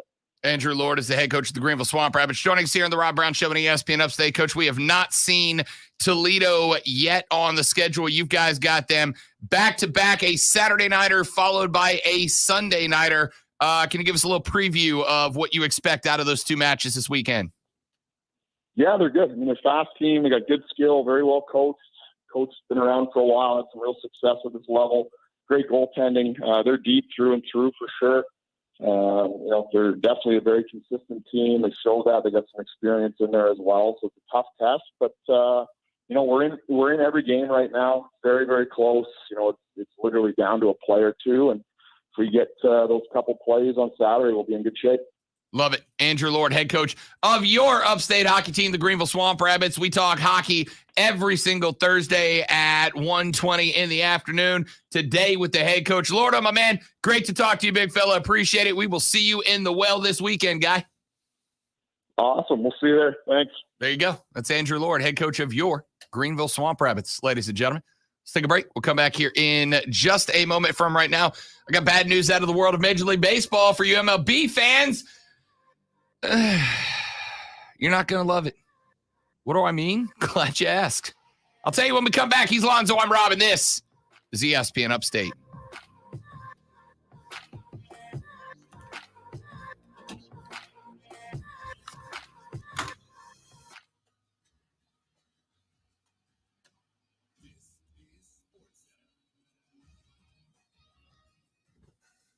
The Jaguars moving on from Urban Meyer and will start a search for their third head coach since 2016. Jacksonville's got a vacancy after firing Meyer 13 games into his first season as the team's head coach, besides the 2-11 record. There were a litany of controversies involving Meyer. The final one, a report in which former kicker Josh Lambo alleged that Meyer kicked him in the leg before practice back in August. Offensive coordinator Darryl Bevel, interim coach the rest of this season. Washington added 3 more players to the COVID-19 list today, bringing the team's total. Faces Philly Sunday. Both teams are 6 and 7, with Washington 7th in the NFC and holding on to the final wild card spot. ESPN's Adam Schefter reports the Dolphins placed receiver Jalen Waddle on the COVID list, Miami's 5th player to land on the list this week.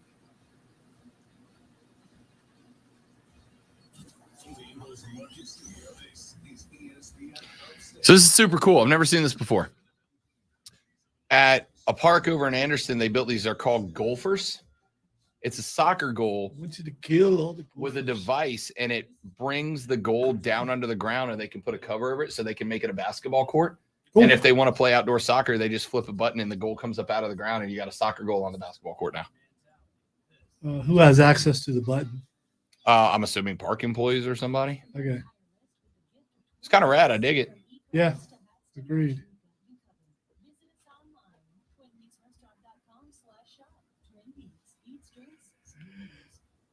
Spectrum Mobile is reinventing wireless again. Get unlimited on 2+ lines for $29.99 a month per month. No contracts, no added taxes or fees. Includes nationwide 5G. Save up to 60% with Spectrum Mobile. Get unlimited on 2+ lines for $29.99. That is a really green pantsuit. Yes, it is. Pantsuit. Yes, it is. Not really. It looks like a onesie. Almost. Yeah, I would say I don't think it's a pantsuit, right? Maybe it's overalls. She's got a jacket on. Could be.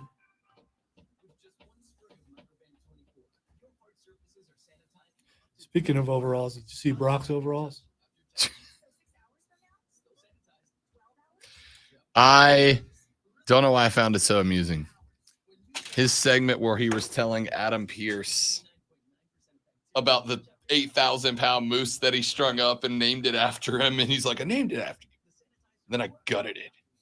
Pulled his bowels out. I was like, God, Brock. But I love it. It so fits the character, right? He's talking about going fishing and stuff. Yeah. It's like, okay. Let's go to Saskatchewan. Come on. Loved it.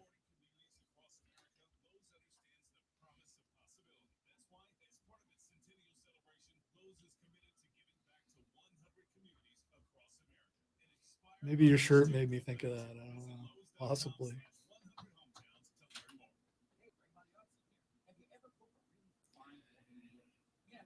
If I were to get a different haircut, though, I'd straight up get the Brock Lesnar haircut because I really like that haircut.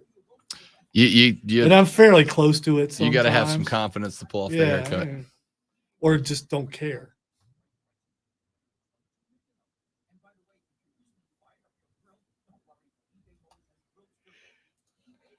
So the question is that Brock's real look when he's at home, or did the I think so. powers that be decide, Brock, when you come back, we want you to have a different look?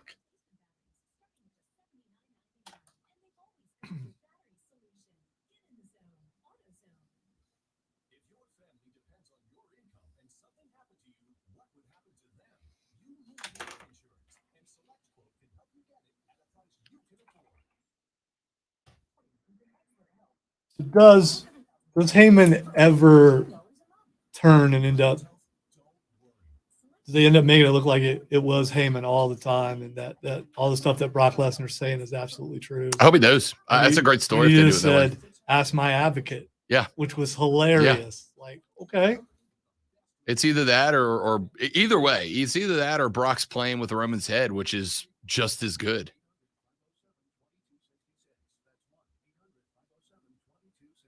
I don't want to root for Brock, but Roman's got to lose sometime. The Roman Empire must fall someday.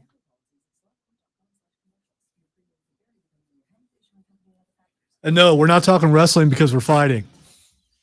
We're just talking wrestling.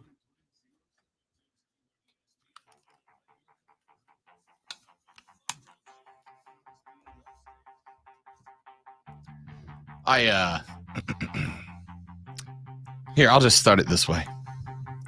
You guys know that whenever I'm talking anything sports on the radio, and I want to make a decision about something, where's the first place I go? Vegas betting lines, right?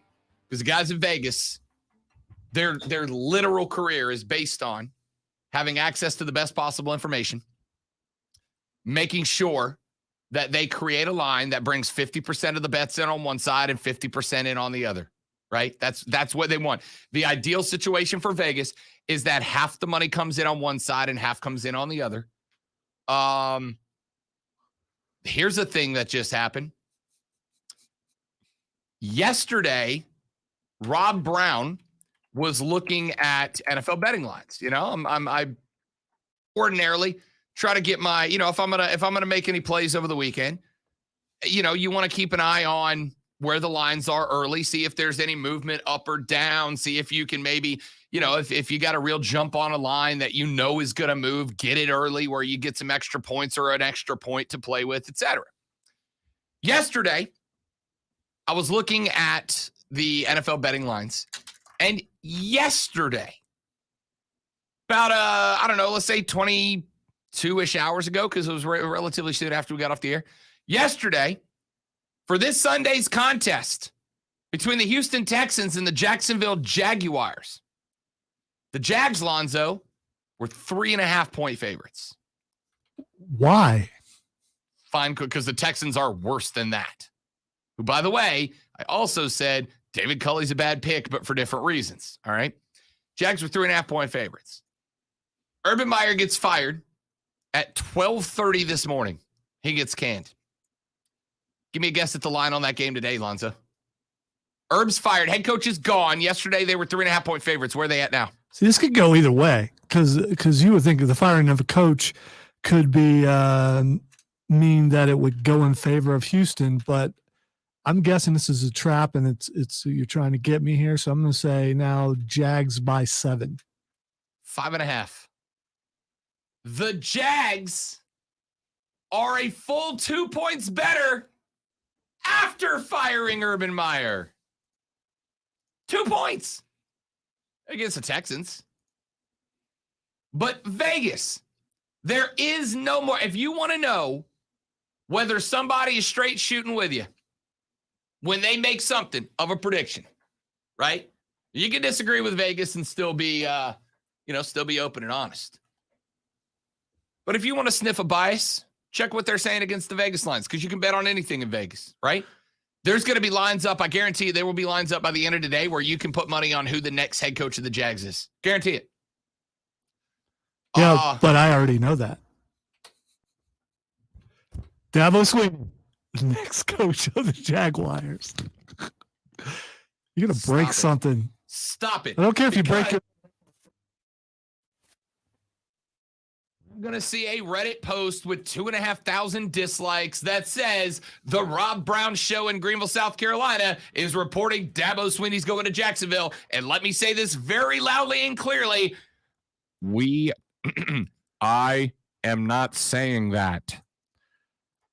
And let me say, according to sources. Texter says, literally, hearing from my sources, Dabo to Jacksonville is a lock. That's a text we just got. A text we just got.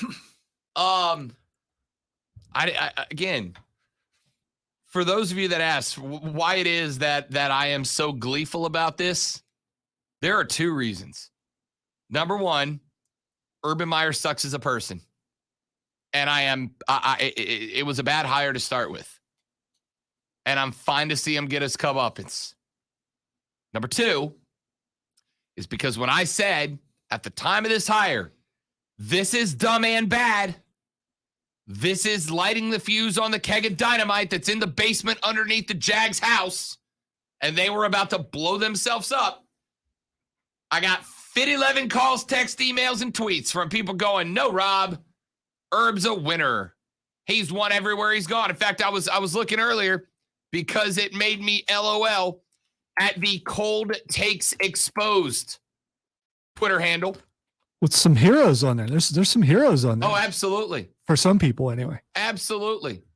It's hilarious. It's hilarious. There was one from Kirk Herbstreit. And I've told you, I've had a couple of disagreements with Herbie, but I like Herbstreit. I think Herbie's good.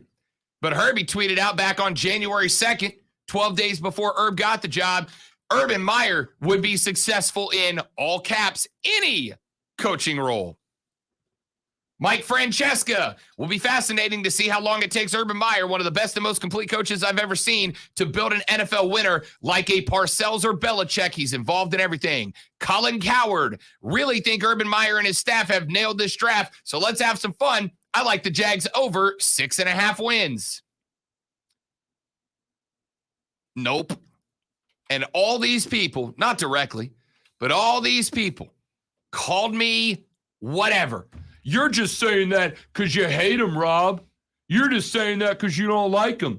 You just don't want him to be successful. You're just saying that because you don't like him. I got that literally from here. Some of that's true, though, right? You don't like him because you've already said you don't like him. Was I wrong? No, you weren't wrong. Was I right? Yup.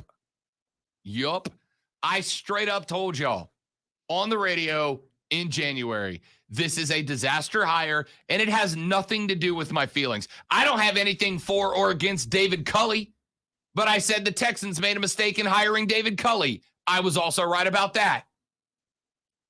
They had nothing to do with my feelings personally towards Herb. It was a bad fit overall, whether you like the guy or not. But yes, the reasons I dislike Herb are the reasons that it was a bad hire. And I got dragged for saying Herb would flame out. I had other hosts making bets with me on air that I was wrong and Herb was a winner and he was going to prove it. Well, he might be a winner, but he's going to have to go win somewhere else because it ain't in Jacksonville.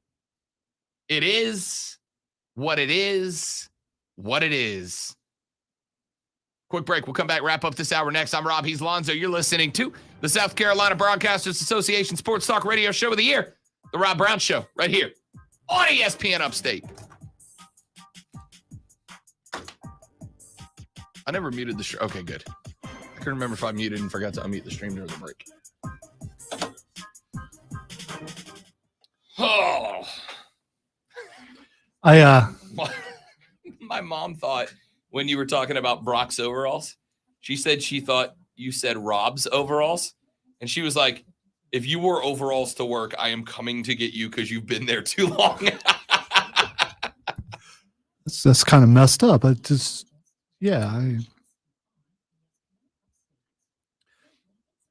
Overalls were stylish at some point. I forget when it was, like sometime in the 90s. 1890. No. It was in the 90s. There was a trend for people to wear overalls with one strap off. And I forget exactly what time period that was. You had to be in a successful boy band. Well, I mean, and maybe that's why it was popular then. Miss Lisa says, Rob, is Lonzo really making you mad? Yeah, to that end, I had to text an explanation to her. Yes.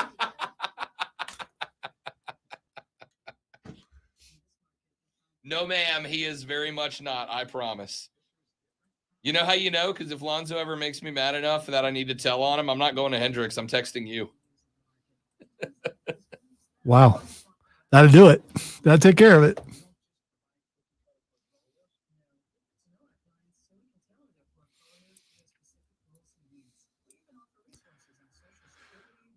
We are devious and gleeful. So that means there are ulterior motives behind everything. My next cover band's name is going to be the Legion of Gleeville. There are so many levels of trolldom that the people just don't understand. Yeah.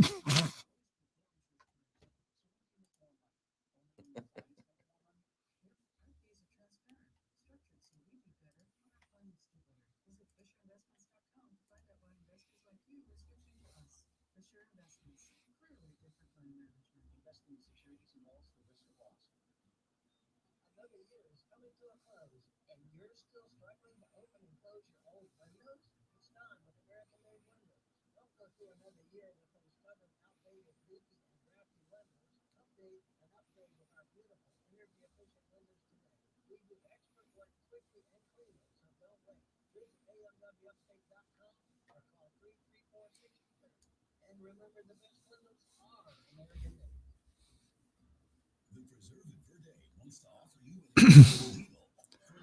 So, Stephen, Rob can address his own schedule, but I will tell you that I'm on vacation next week.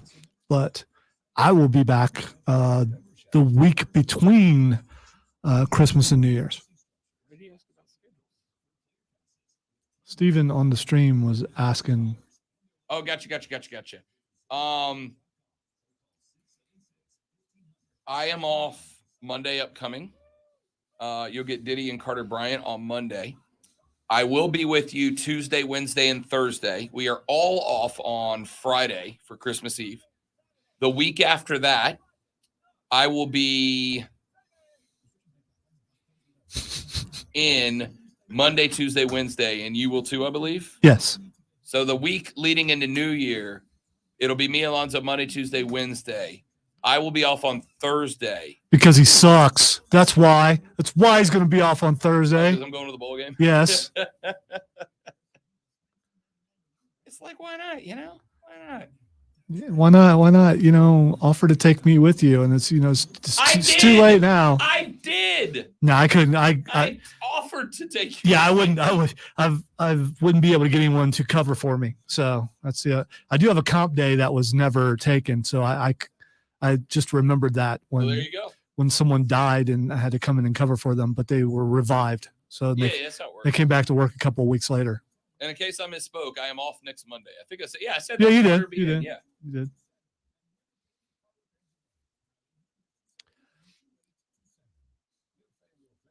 But then the new year hits and we're back and we're ready to win another trophy. You daggum right.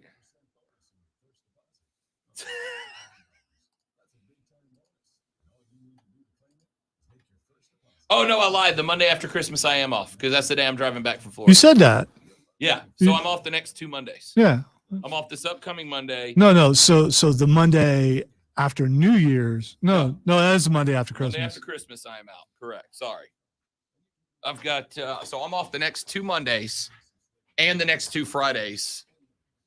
And then also that Thursday before New Year's. So I got 3 days off in the next 2 weeks. So he'll be here every once in a while. Yeah, when I feel like it. Yeah, me too.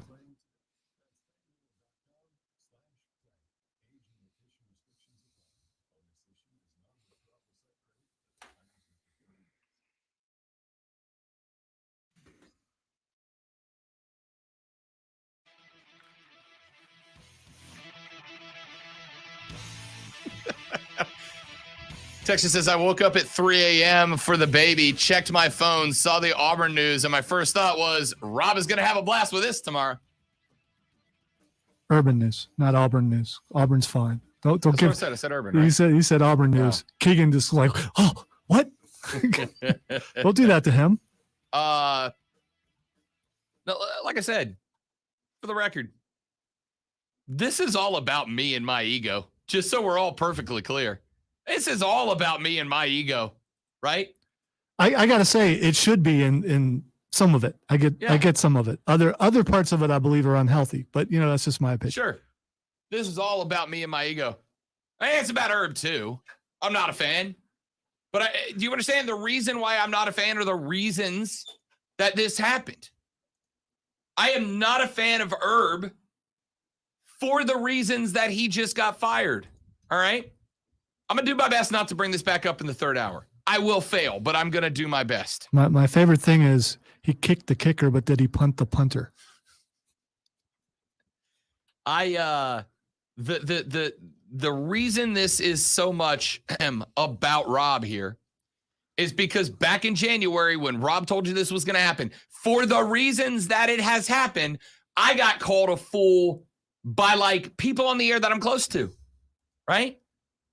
I got told, you're only saying that because you don't like him. Right. And the reason I don't like him are the things that are going to be the reasons he's not a good head coach. And that's exactly what happened. This is absolutely an ego trip for Rob Brown because not just I was right when I was told I was wrong, but it was how I was told I was wrong. Rob, you don't know what you're talking about. Herb's a winner. Rob, you don't know what you're talking about. Herb brings success everywhere. Rob, you don't know what you're talking about. Herb's a great X's and O's coach. Rob, you don't know what you're talking about. Herb knows how to build a coaching staff. By people that I've had on my show in the past told me that. Called me that on air. Call me out, put me on blast on Twitter. Receipts. Dog, I got them. All right? Yes, it's about me, but it's because I got called an idiot for 2 months after he got hired for saying, what actually happened? I know you can't hear me taking a bow on the radio, but I'm going to do it anyway. Thank you very much. Coming up in the next hour of the show, Fight Club with Lonzo. That's ESPN Upstate. Also known as something.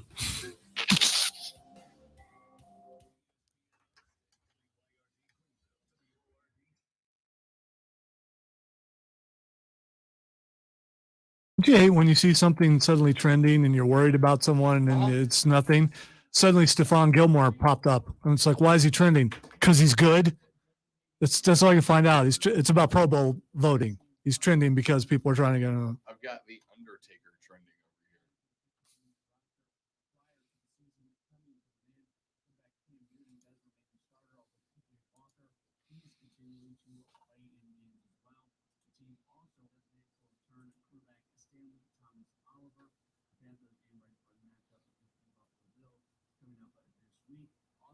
I did ask to see if there were any possibilities for guests with something coming to town in 2 weeks. Yeah. And the powers that be hadn't heard anything. So, I'll reach out. well, normally he will have heard something and he hasn't. So, but dude, when would you do it? I mean, because it's on the 3rd.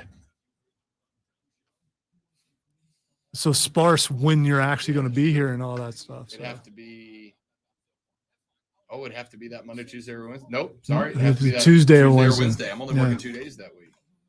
No. I'm in on the 27th, so it'd have to be that Monday, Tuesday, or Wednesday. You just said you were off on that Monday. No, It's Monday. All right, so I'm off the 20th, the 27th, and the 6th.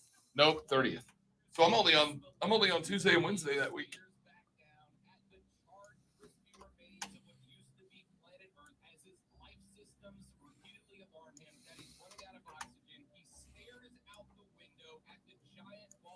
Hey, listen, it's an award-winning promo.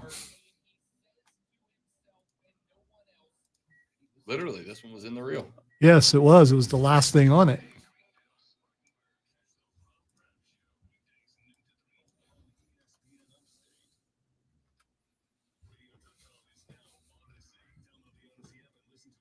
Now the question is, can we win a Star Award with the groin take?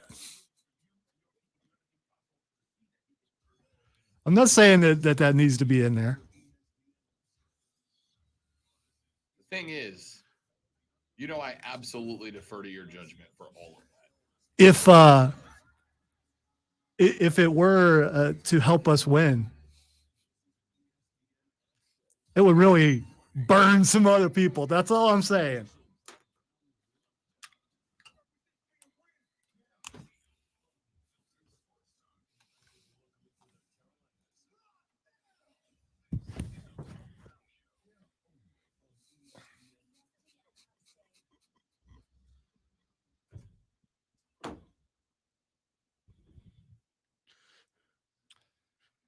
I am terrified right now, Alonzo. I'm terrified right now because I do not know what is happening. Keegan just sent me a couple pictures. I don't know if he sent them to you, but yes, he did. Yes, he did. Those are going up on the Twitter later. Welcome back, ladies and gentlemen. The third and final, the best of money hour of the Rob Brown Show goes now. This is ESPN Upstate. Rob and Lonzo with you on a glorious Upstate Thursday afternoon. Appreciate you hanging out, spending your time with us, letting us spend our time with you. Good to have you along for the ride. Let's get into all the things we have not gotten a chance to talk to because I have spent so much time talking about that other thing that I'm not going to mention in this hour. Or I will. Ain't nobody believe you. I'm going to do my best. How's that? I'm going to do my bestest to not bring it back up. A couple of different stories that are going on around the world of sports right now. Couple of things. First and foremost, Major League Baseball and the Major League Baseball Players Association are back into discussing some of the small things that both sides want to see happen before they get over this work stoppage and start making baseball happen. The ongoing lockout's been going for about 2 weeks now. There is, at this point, no end in sight. And according to Larry Brown Sports, it appears it's going to stay that way for some time. According to Evan Drellich of The Athletic, the MLB and the PA are unlikely to have substantial discussions regarding core economic issues before January. Both sides have communicated about smaller issues in recent days and are set to do so again today. Sources involved in the process told Drellich that there is not much to point to the two sides discussing the biggest issues on the table right now. Neither side has much reason to change their stance on any issue right now, and negotiations would essentially dissolve into the two groups doing as they have already done and repeating their points to each other over and over and over and over again with no resolution in sight. So what Drellich is saying now is that according to sources that are connected to the discussions, the plans at this point are to basically spend the next month working on the small stuff, right? We know what the big economic issues are that baseball needs to fix. The owners feel like that because they guided this thing through COVID, that their slice of the pie should be bigger to make up for lost revenue. The players are going, whoa, hold up, wait a minute. Profits have increased 11%. 11% over the past couple of years, while salaries have gone down a few percentage points. So you guys are making more and we are getting paid less. We need to rectify that. And the owners are basically telling the players to kick rocks. Literally, they're like, go out in the parking lot and kick rocks because you're not allowed in the building as of this moment in time. Drellich said that as of right now, they are waiting until January to talk it out because they feel like if they can hammer out a bunch of the little details, right? They can hammer out the little details. That means when they get together in January, they can go, okay, we found common ground here, and here. And the common ground was based on this, and this. So let's utilize those aspects of common ground and apply those towards the economic situation and see if we can come up with a solution here. The problem is that waiting until January to talk stuff out is an enormous risk. And it's an enormous risk for two reasons. Number one, spring training is set to start in late February, right? That's spring training. That's when these guys show up, pitchers and catchers report. They spend a couple of days together before the sluggers show up, the fielders show up and start getting it together. And then we're playing baseball in like early March, mid-March, I guess. If you wait until January and you don't figure something out, the danger of losing regular season games to the lockout escalates rapidly, right? It's one of those things that you'd like to say, you boys need to get it together. You need to get in the room. You need to hammer this thing out because you're screwing over the fans. And that is a correct take. But basically what they said is there's nothing right now. The owners are saying X, Y, Z, and we won't change. The players are saying ABC, and we won't change. So to put them together in the same room and have a conversation is frankly pointless. Because not only do they not have a common ground, neither one of them is ceding any ground. There is no offer of compromise here. They are playing chicken with each other, right? And the first one to move looks like the weak one. It is a dumb game, but it's one that gets played with everybody all the time. So the players are saying, hey, look, at the end of the day, we need more money. We need more money. And the owners are saying, due to COVID and the fact that we took a bigger hit than the players, we need to keep more money to replenish the coffers. The players are going, hold up. The CBA is like a 25-year deal. So you are going to lock us into less money all the way into retirement and tell us that maybe in the next CBA we'll get more money. Next time the CBA gets, if the CBA lasts as long as the last one did, next time the CBA gets negotiated, Alonzo, I'm going to be in my 60s. A guy in his 20s is going to be almost 50. And I probably will be in my grave. Or the old folks home eating tapioca, you know. You could have led with that. We have to lead with the I'll be dead. It's a while, man. I mean, you know. Oh, the optimistic one over here. I apologize for bringing it's all, you know what? You're right. I'll be alive. I'll be spry. I plan on living till 110 and being a burden on my great-great-grandchildren. Is that better? Yes. I need you cranking out promos for me in the home, Lonzo.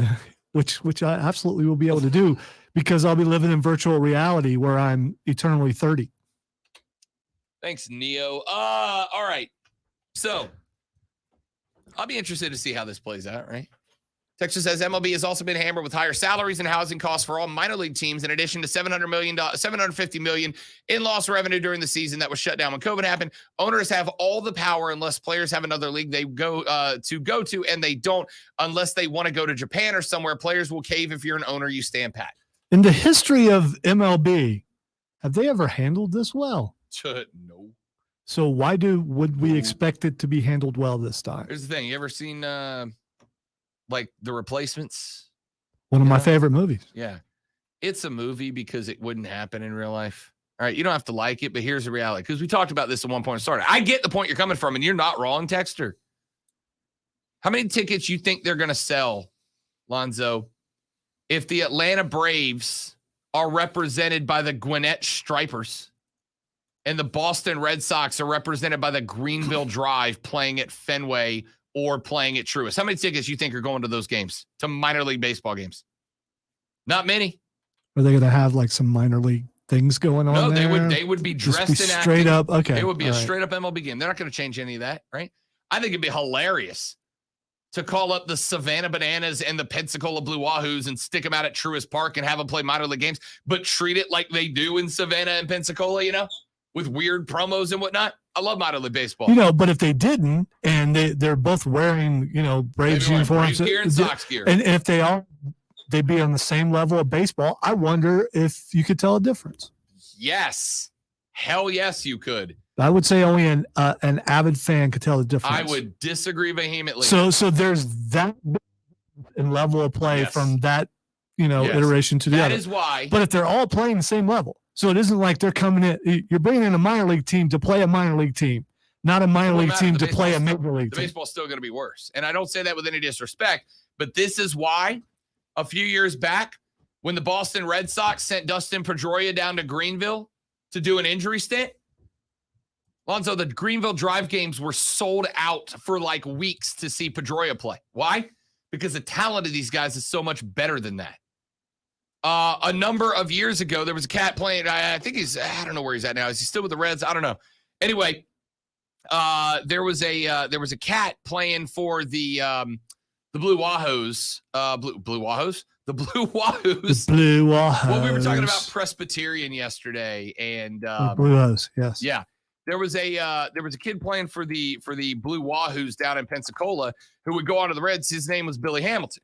Billy Hamilton is one of the best base stealers of the past decade in Major League Baseball. And when Billy Hamilton was playing for the Wahoos, who were a decent little squad at the time, Hamilton was clearly so much better than everybody else on the field that he became the draw. People stopped coming to Wahoo's games and they started coming to Billy Hamilton games. All right. That's the difference. That is the difference between this. Texter helps prove my point. I go to drive games because I love baseball. Texter just said, you can't beat $1 beers and $1 White Claws. Man, I have gotten questionably hammered at drive games. All right. Now, that's not an indictment on the team, but they got dollar beers I'm going to go enjoy. Most people who go to minor league games, even in the cities where the minor league teams are based and wearing their city name across the chest, they go for entertainment. They don't go for baseball, right? Wait. So what you just said is that baseball is not entertaining. No. You said they go for No. I'm saying if I'm paying $70 a ticket to a Major League Baseball game, I expect Major League Baseball players. And minor league baseball players are not Major League Baseball players. It's a different caliber of baseball. My brain refuses to hear the second thing you said. It only hears the first. I accept that. It's my fault. I did it to myself. No, and that's the thing is, yes, on paper, it looks like the owners have all the power, right? Because they can go, wait a minute, we lost X million dollars in revenue during COVID. We now have to, because Major League Baseball has laid down the rules.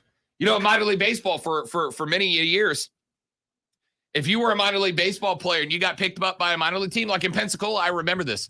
The Blue Wahoos, again, my old hometown minor league team, every year when the Blue Wahoos finished up their roster, they would put up on their Facebook page, literally, and I'm not making this up, Zoe, we need foster families for our players.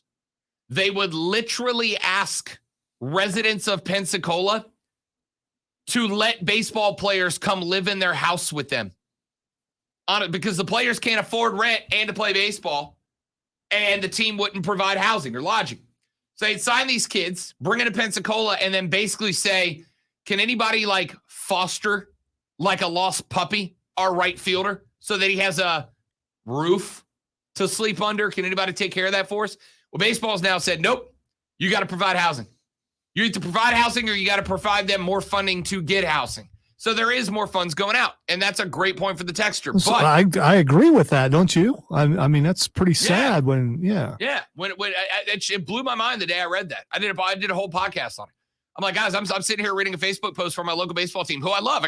I wore a Blue Wahoo jersey in here to do the show last week. You did. Love the Blue Wahoos. But I was blown away when I saw a Facebook post asking somebody, we've just signed a new right fielder. Can anybody foster home our right fielder for the rest of the season? Yeah, you know who can? You, baseball team. Give my dude an apartment. Come on. This texture's correct. That's a point towards the owners of the power purchase structure. some modulars or something and stick them by the Out park. past the left field wall. Yeah, why not? You know? So when I take that into consideration, it's a great point for the texter. I don't disagree with him that the owners are having to give out more money now to the minor league teams. But that's your investment, man. That's your investment, right? So if they decide that they're not going to give the players a 5% increase in salary across the board when they have increased profit over the last, I think, decade by 11%, if the players union ultimately decides, you know what, we're not playing baseball this year, we're going to do a strike, right? Then the owners have two options. Number one, not have a season, lock the players out for the season, not have a season. Or number two, bring up minor league guys who are not part of the players union yet because they don't have time served credit. That's one of the arguments, right? The players are saying, whoa, hold up. Minor league time when we're signed to your minor league teams should count as time served so that we can become veterans faster, right? But they're not represented by the PA right now because they don't have time served. So they would call, again, hypothetically speaking, they would call the Greenville Drive and the Gwinnett County Stripers and say, hey, congratulations, you guys are now the Boston Red Sox and the Atlanta Braves. And you got a game this weekend at Fenway or at Truist. But I'm telling you, baseball fans aren't going to pay $45, $50, $55, $65 a ticket to go watch the Drive and the Braves play, or the Drives and the Stripers play. Ask me how I know. Because you can get, and listen, I've only been to a couple of Drive games since I've gotten here, right? Because they're all over the schedule. But I know in Pensacola, despite the Blue Wahoos being one of the most fun things to do in Pensacola, you get tickets to a Pensacola Blue Wahoos game on a Saturday for like $12. Like seats, not GA, seats. I suspect it's probably a little more expensive in Greenville because you got more people. But the couple of games I've been to, they haven't been full-out sellouts. But you're going to tell me you're going to pop them into Fenway and sell 50,000 tickets? Not a chance. Not a chance. That's the power the players have. Hey, Boston, you're not selling out 50K at Fenway for the Greenville Drive. And that's not a shot at the Drive. That's just the reality. Hey, Bravos, you're not selling 55K at Truist for the Gwinnett County Stripers. You know how I know that? You know where the Gwinnett County Stripers play? 10 minutes from the Atlanta Braves Stadium. They do not sell out Gwinnett County Field or whatever it's called. But you're going to put them in Truist and sell 55K because they're the Braves? Absolutely not. Not a chance. For a sport that is damn near dying, right? Told you last week. What was it on Friday? Monday of this week?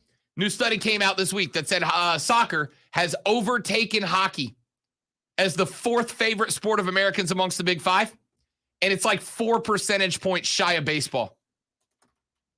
Baseball is digging its own grave. If they don't figure this out and get spring training started on time, I will ask. I've already said I think soccer is probably 5 to 7 years away from becoming more popular than baseball, right? Because the younger kids now, it's not cool to like soccer like it was when I was a kid. If I played soccer in high school, you got laughed at. Oh, you're not man enough for football, huh? But that way of thinking's out the door. And so when the kids who are 10 and 11 and 12 years old right now that love soccer and it's okay to play soccer, it's cool to play soccer now, when they turn 17, 18, you think they're going to watch baseball if there's a lockout and baseball gets no coverage during formative years in their lives? Absolutely not. Soccer will overtake baseball and set its eye on basketball at number 2. Good luck, boys. That's the argument the players need to be making right now. But the owners, I don't know if they'll see it. I don't know if they'll care. Fight Club coming up next on the Rob Brown Show. Rob Alonzo, it's ESPN Upstate.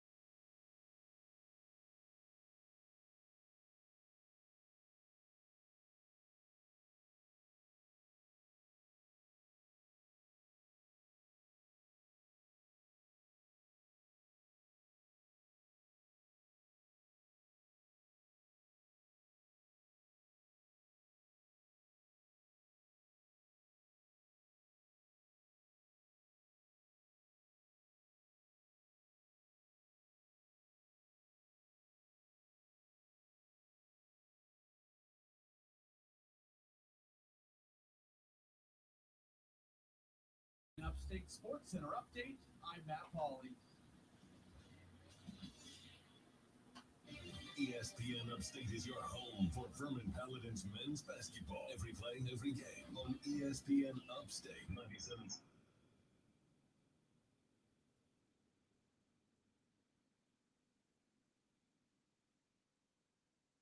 Wireless again. Limited on 2 plus. $9.99 a month per line. And taxes and fees. Get unlimited on 2 plus. $9.99 a month. Call 855-438-2999.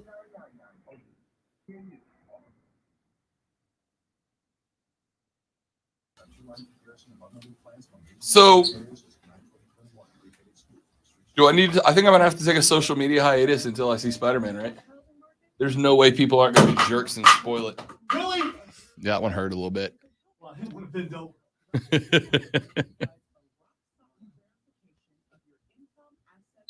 I don't know. There's people have already seen it, and I haven't been spoiled yet. But I got spoiled on Hawkeye before I saw it, the latest episode. So, yeah, you might need to.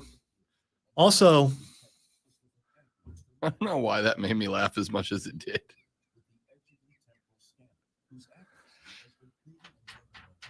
Oh yeah, that's right. This paper that's right here in front of me. I'll go ahead and stand that up right there. Yeah.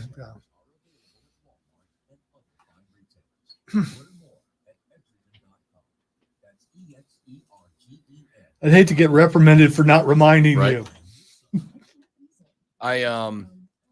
We were Courtney and I were supposed to do a friend's Christmas gift exchange tonight, and it just got canceled. And I bet you could find some. I just need 2 tickets. It's got to be a pair somewhere. But you may end up sitting being apart like from each other, in the front, texting each other, like right in the front. Oh yeah, doing one of these. See, I'd rather wait. I'll wait before I sit in the front row. You know what I should have done? If this Christmas thing got canceled a week ago, when I went in there last week and they said what night, I'd have gone. Thursday. It's Thursday. Should have just went in and bought the tickets. Yeah.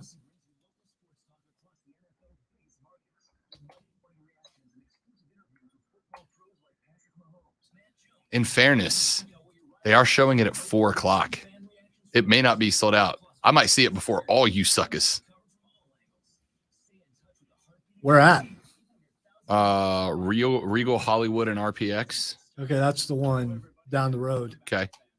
Oh, actually at all of them, in Camelot and Simpsonville.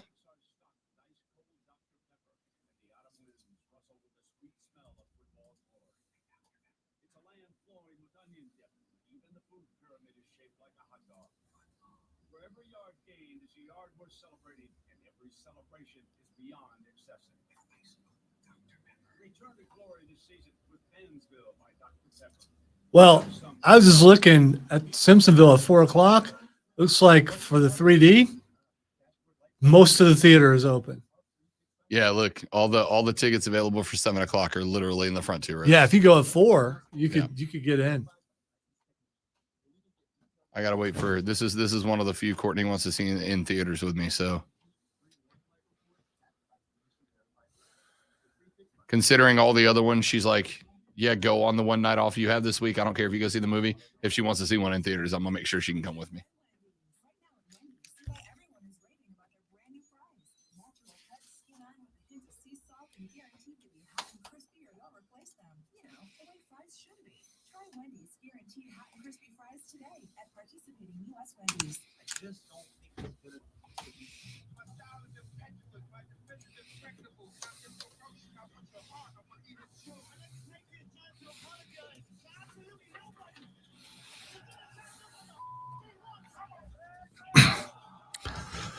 Welcome. Wow. Welcome into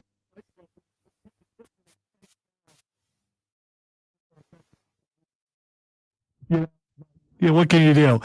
Anyway, welcome to the Fight Club, where we talk all things inside the squared circle, the octagon, and out in the street. There's if there's a fight that you've seen us in this video, and we'll watch it. Last night, winter is coming. I don't know how much Rob saw None of it yet. It's on the DVR, and as soon as we're off the air, I'm watching it in the office. All right, so I'm not completely spoiled because That's the fine. majority.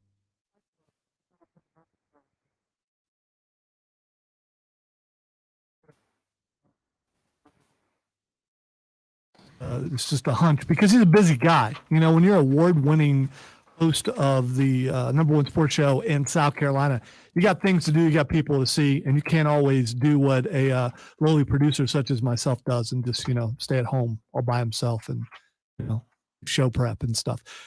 So the first thing I want to talk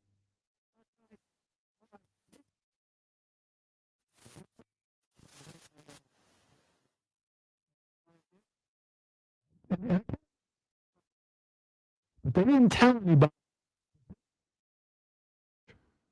So, like announced as or fought as if it was like a no limit time. No it time was limit. it was given when they started the match. I'm like, okay, so they put a time limit. Okay. But they just because they're usually it's either 20 minutes or right. TV time. As soon as they did that, it's like, okay, I had just listened to Hangman Adam Page on Renee Paquette's podcast, and he had talked about, I've got to stretch a lot because Bryan Danielson really loves doing Iron Man matches, and I should have known then that that's what this would be. So even though they put that kind of time limit on it, you're thinking, okay, they're not going to go the full time. They're not going to do that. They got all these other matches scheduled for the 2 hours on TV, or maybe they go over, but they're not going to push hockey back for this. So because hockey plays on the station right after it, they're going to try to hit that 10 o'clock deadline. And then about 25 minutes in, it's like, okay, they're actually going to do this. And then some people who were watching with me are like, is this match ever going to end? And my question for you, by the way, spoiler, it went 60 minutes.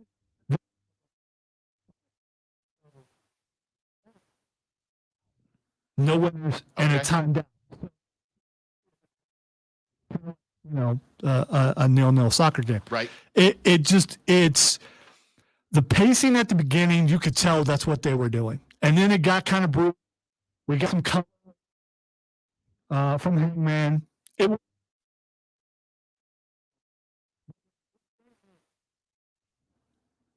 Is it a good move? Man, match. Does it mean anything anymore like it did back in the day? And do today's wrestling fans have that kind of patience for an Iron Man match? Subjectively, yes, it means something because to those of us that have been watching for a long time, you understand how tough it is to go 60, both physically and to keep the match moving to where there's a story being told throughout the whole thing. 60 minutes is a long time to ask somebody's attention for a thing, right? That is why even when there is a day like today where there's a story I like, there is a story that's hot, I will rarely do more than 2 segments back to back on it. Like today, I think I did 3 today. And if I do multiple segments on it, Zoe, I am going to do different takes, right? I'm going to do it from different angles. I'm not just going to hit the same angle 3 times every segment. It's going to be a different angle about the story. However, I think that the way that television wrestling has been formatted, and it's going to sound this way. This is not like me laying this at the feet of Vince. This is an AEW thing too. I think the way that wrestling has been forced to conform to a traditional TV schedule has killed off long matches being as entertaining as they used to. Because I think we've kind of developed this attitude now of, when a commercial flips, I expect something exciting when we come back. And here we are with the 2 guys or 2 gals back in the ring again, which is unfortunate because good Iron Man matches, and we've seen them in the past. Hitman used to have some great Iron Man matches. Usually on pay-per-view. Yeah. And I want to point out that this thing went through a few commercial breaks. Not all of them were picture-in-picture. And because there were, I think 2 of the commercial breaks were not picture-in-picture. So the match was still going on during the break. And, they always want stay tuned during the break for anymore. And I think you lose something there too, because what's going on when you can't see it? I think this is a bad move for TV, and I also believe that AEW has a little bit of a problem. If you do this every once in a while, that's fine. But there are too many timed out matches on this program, and it usually is happening with Bryan Danielson versus Kenny Omega. Now Bryan Danielson versus Hangman. So it's like they know the star they have, and eventually he's got to lose. So he has to lose. This is so.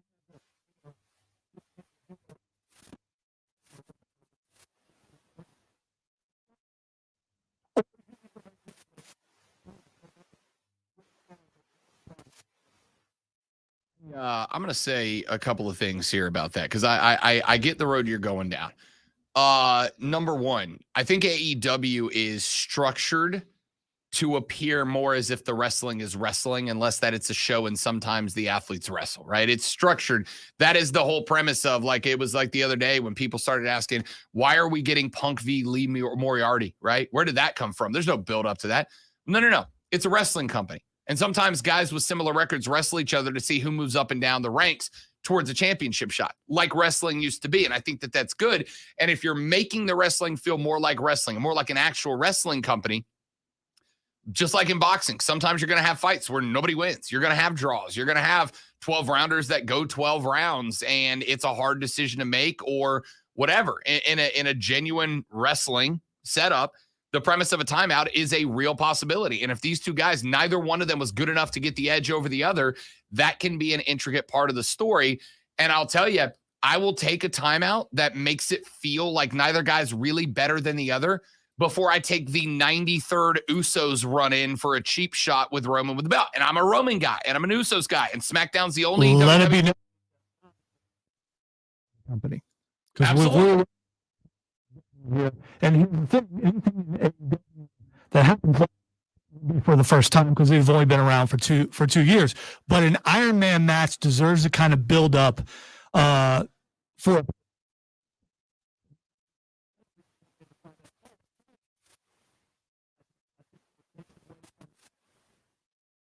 I agree with that part. I think they should have. I think they should have built it as an Iron Man match. But here's the thing: I want a winner, and it really comes down to Bryan Danielson. Either give him a belt or let him lose. No, disagree. So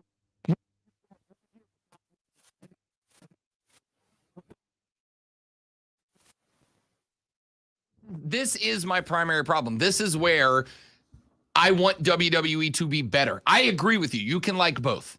But I need WWE to be better if I'm going to give them any of my time. You are so used to WWE's style of guy either has to win or hasn't. No. Nothing has to happen. Let me just point out to the younger man in the studio that I started out watching WCW. Didn't like timed out matches there either. That's fine. That's absolutely fine. So this is not something that we hate AEW and love WWE. There are a lot of things in sports. Timed out ties, timeouts like this are just it goes against competition for me. There should be a winner. There should always be a winner. I disagree. There are a lot of things in sports I I don't don't like that soccer decides its biggest tournaments on penalty kicks. I don't like that. Does it mean I go, I'm not watching the World Cup because it's not? No, absolutely not. I'm still watching the event, even if I don't like the one thing about it. But again, if you like your wrestling to have a sense of reality about it, which I do, if you like your wrestling to have a sense of reality about it, then it is reasonable to say that two guys might just be so good that neither one can get over on the other. That's a real thing that could really happen if this was a real event, right? It's kind of like with soccer. This is the argument I always get from the soccer guys when I say I hate PKs to determine the big events. They go, well, what if you went 6 hours and neither team was able to score on the other? Right? That's a real thing that could really happen. So it's okay that this real thing. Yes. Do I think if they did it every match, it would get old? Yeah. You said, this happens all the time in AEW. I can think of one other time, which was DB versus Omega. But I think, again, that's the storyline they're telling us. It has happened before. DB is on the same level as the great ones. And now you've got three guys in Page, Omega, and Bryan who are all three equally as good as each other, right?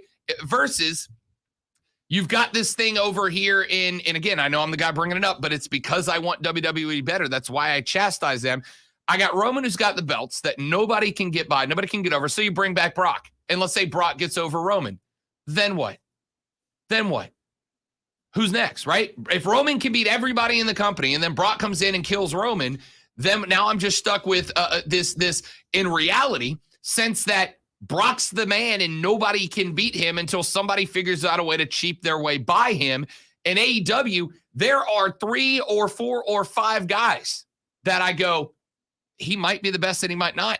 And that makes the competition more intriguing. I'm here for it.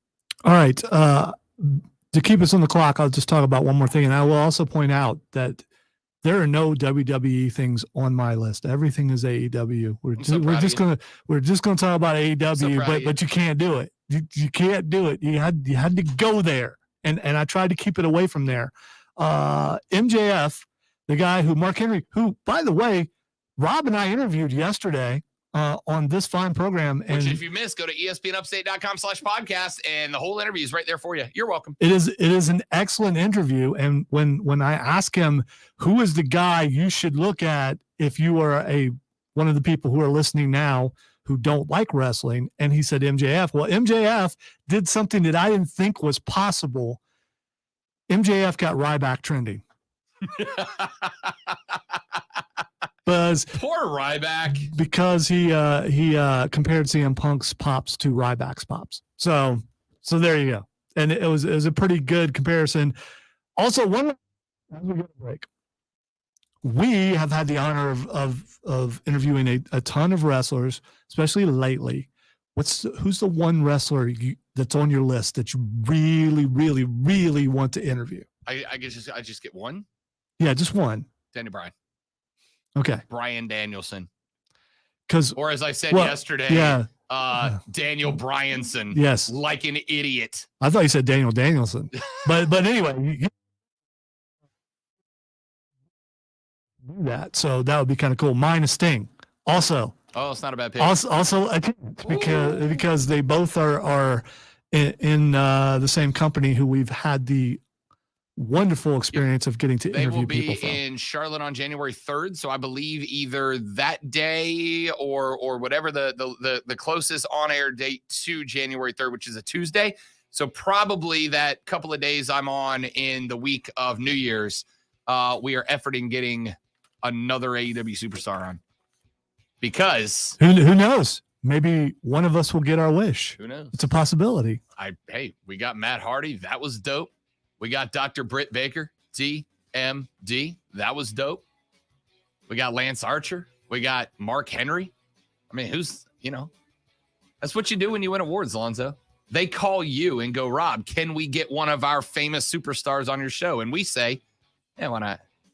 We like to do things for the little people, We're talking about us, actually. So if anybody ever figures out that I'm not being sarcastic when I say stuff like that, they are going to hate me. No, I was just thinking, just in case AEW is listening, hey, man, thank you so much. Yep. We appreciate it. Back after this.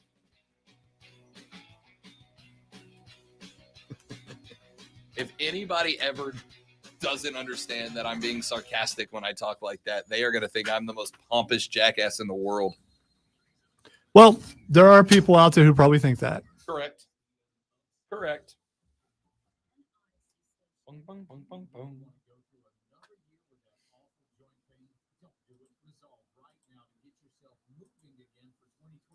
it's Charlie James. It's time to call QC Kinetics. Non-surgical regenerative treatments for joint pain. We're talking lasting results using natural biologics. No surgeries, no pain meds, no steroids, and no downtime. This is really exciting stuff. Regenerative restorative treatments that actually encourage your body to heal itself using highly concentrated natural biologics. Patients are raving about it for hip pain relief, knee pain relief, shoulder and back pain relief. Don't let them keep giving you steroids, and don't let them tell you surgery is your only option. Get a free second opinion at QC Kinetics. Do it now and imagine life in 2022 without pain. Call the local medical professionals. Our text line is ridiculous. 448-3772. 864-448-3772. That's 864-448-3772. When others treat your fries as an afterthought, all you're left with are cold, soggy fries. That's why Wendy's new fries are ones you won't forget. Guaranteed to be hot and crispy. Ford will replace. It actually says y'all think Jeff Hardy shows up in AEW. I guarantee you WWE's got a big non-compete on that dude right now.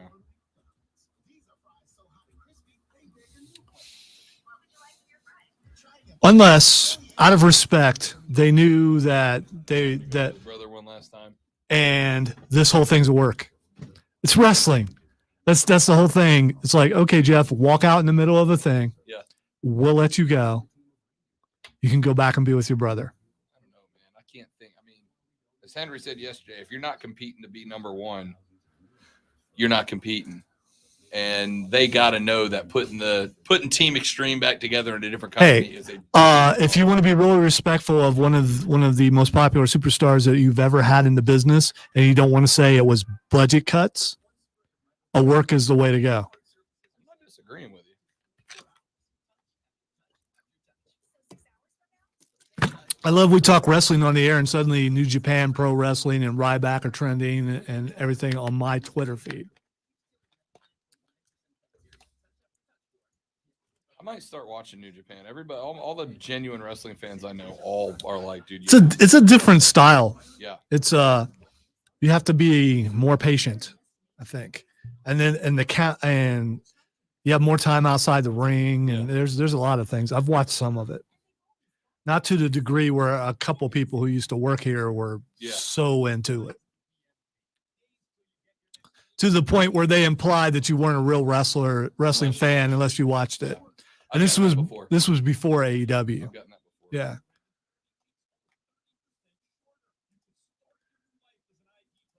And you know me, when someone tells me that, I'm on board with everything they're saying. You're right.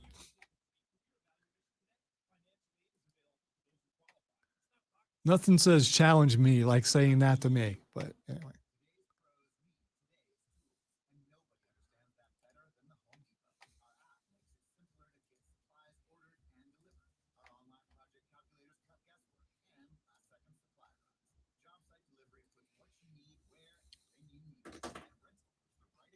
Upstate lights in the last break. And 4.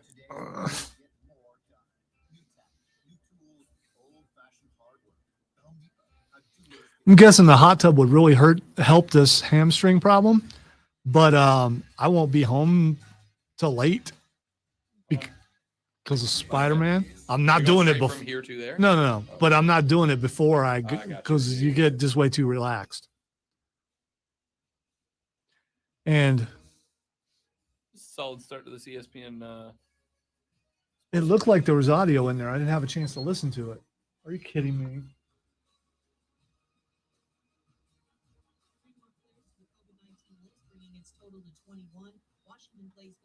There it is. All right. I won't be held accountable for that. It's not my fault. I won't be held responsible.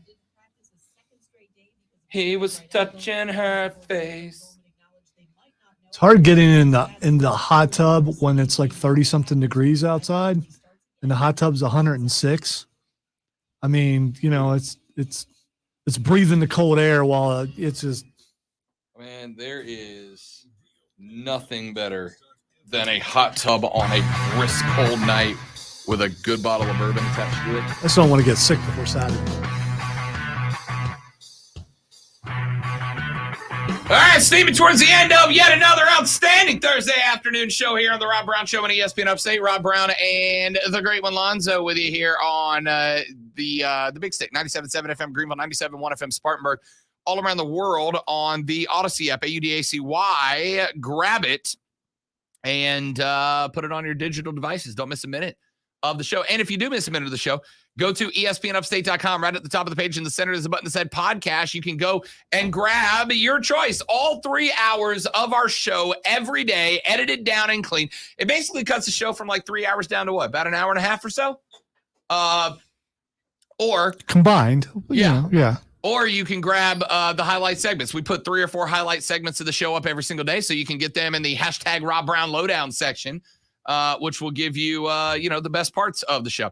By the way, if you got a golf lover in your family and need a last-minute stocking stuffer, words are hard for me today.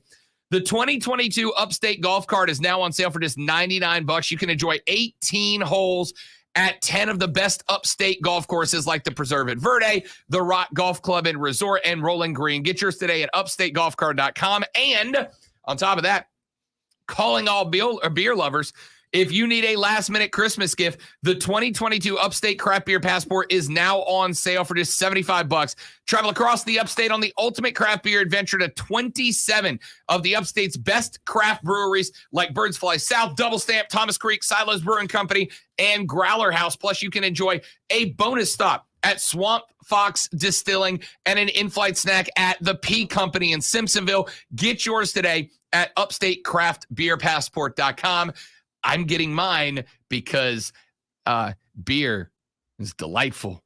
So join me, won't you? upstatecraftbeerpassport.com. We do have a bit of, a bit of breaking news, I think, here. I think this is breaking news. We have got, thank you very much, Lonzo. We have got, I think we are up to now 5 Premier League matches that have been postponed or canceled in the last couple of days, as there is an outbreak going on right now of COVID-19 inside of the Premier League. We do have a game going on right now. Chelsea and Everton are taking place right now. They're 2 minutes deep. Christian Pulisic did get the start today as the Blues take on the Blues. Chelsea versus Everton today. Premier League has now caught off 6 matches because of a COVID-19 outbreak, as they continue to be ravaged by the Omicron variant surging in the UK. 6 matches postponed, including Leicester City versus Tottenham Hotspur and Manchester United versus Brighton, set for Saturday. The league later added that 4 additional weekend matches: Southampton versus Brentford, Watford v Crystal Palace, West Ham United versus Norwich City, and Everton v Leicester would also be postponed. The announcements mean that so far 9 league fixtures have been called off for this month. We have had some games still going on. Liverpool against Newcastle United went ahead. Of course, we just mentioned Chelsea v Everton taking place right now across the pond. But the reason I bring this up is because COVID is rampaging across the Premier League, and they are now shutting down games. Well, at the same time that was announced, we now know that the National Football League is having its own little breakout in COVID right now. On Tuesday, a day after nearly 40 players landed on COVID reserve, the Browns placed 8 more on the COVID-19 list yesterday ahead of their Week 15 game against the Raiders. Baker Mayfield is on the list. Coach Kevin Stefanski is on the list as well. The Rams, less than 24 hours after beating the Cardinals, have closed their training facility entirely due to several positive tests, with Odell Beckham Jr. and Jalen Ramsey amongst those sidelines. Then earlier this morning, 2 star wide receivers got added. The Dolphins added emerging rookie Jalen Waddle to the list, meaning Miami will be without its top pass catcher this weekend and its 3 top running backs on Sunday against the Jets. And the Seahawks added Tyler Lockett, who is Russell Wilson's top target this year, on the COVID-19 list as well. I pulled up, this is the list of players across the league who are currently on the COVID-19 list, Lonzo. It's a long list. It's a long Washington football team has, 2, 4, 6, 8, 10, 12, 14, 16, 18, 19. 19 players on COVID-19 reserve list for Washington. Guys, we're not done with this thing. I hate it. We're not done. And by done, I mean in sports. I'm just talking about from a sports perspective. Premier League does not like canceling fixtures. They've got 6 down so far. The NFL is, I think, dangerously close to having to take a break. They may have to take a break. You are looking at well over 100 athletes with COVID right now, and those are just the ones that have tested positive so far, knowing that there's a 7 to 14-day incubation period, and you don't really show up on the test until 1 to 3 days before the virus activates, meaning we will get more. I'm not saying I think. We will get more. We may pop with the 150 mark by the end of next weekend. Quick break. Abbreviated Twitter trending topics, and we come back on the Rob Brown Show. It's ESPN Upstate. Lights.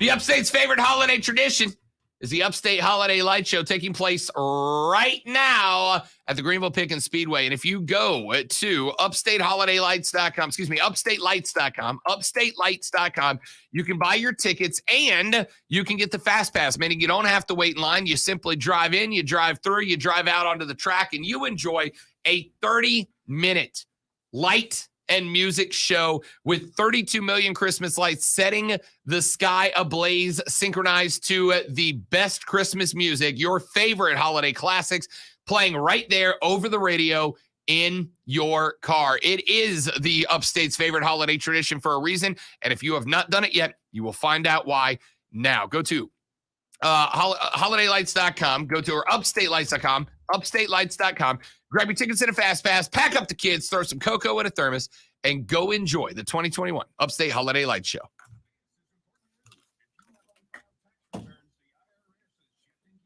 It's okay, man. You only got to talk for like a couple, like 1-2 minutes. Like 1 minute? Yeah.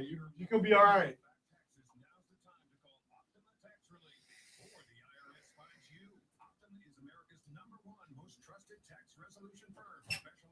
Individuals, families, and businesses get right with the IRS. They're experts in the Taxpayer Relief Initiative, a powerful new program that can make resolving tax issues easier. A+ rated with the Better Business Bureau. Optima's award-winning team has helped thousands of people protect their paychecks, bank accounts, homes, and businesses by putting their tax problems to rest, resolving over $1 million in tax debts for their clients. Call Optima now for a free consultation. Call 800-706-7944. 800-706-7944. 800-706-7944. Your mic is not muted, but the be right back thing is still. Because I dropped my pen on the space bar. That's why. I didn't know that, but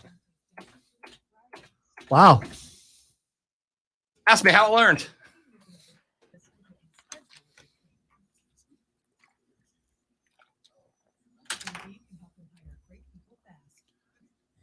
Indeed, you do. InstaMatch instantly connects you with quality candidates whose resumes and match respond to your description. Visit Indeed.com/credit and get $75 towards your first sponsored job. Terms and conditions apply. Kobe. I already use Capital One Auto Navigator. On my phone, I have qualified installers. So of all that. You know those things impact your credit. Didn't impact my credit score, Dad. Now I'm going to dealership to test drive and to get service. No, it's just easy. Capital One. What's in your wallet? Terms and conditions apply. Find out more at CapitalOne.com/auto navigator. 5G is new. With the big carriers, want you to sign a pricey long-term contract to get in on the action. Well, no more, because Straight Talk Wireless has rolled out 5G coverage nationwide, with plans starting at just $35 a month with no contract. And get a Samsung Galaxy A32 5G for only $299, all on America's best network. 5G coverage, 5G phone, less money. Straight Talk Wireless, no contract, no compromise. 5G capable device requires actual availability, coverage, and speed. In college football, Goodyear knows a new season means new possibilities. Where every Saturday is an opportunity on the road to greatness. No matter if you're out there playing the hardest or cheering the loudest from the sidelines, tailgating in the parking lot, or your favorite spot to watch the game, Goodyear knows passion is moving us forward all the way to the playoffs. That's the road that moves us. Goodyear, more driven.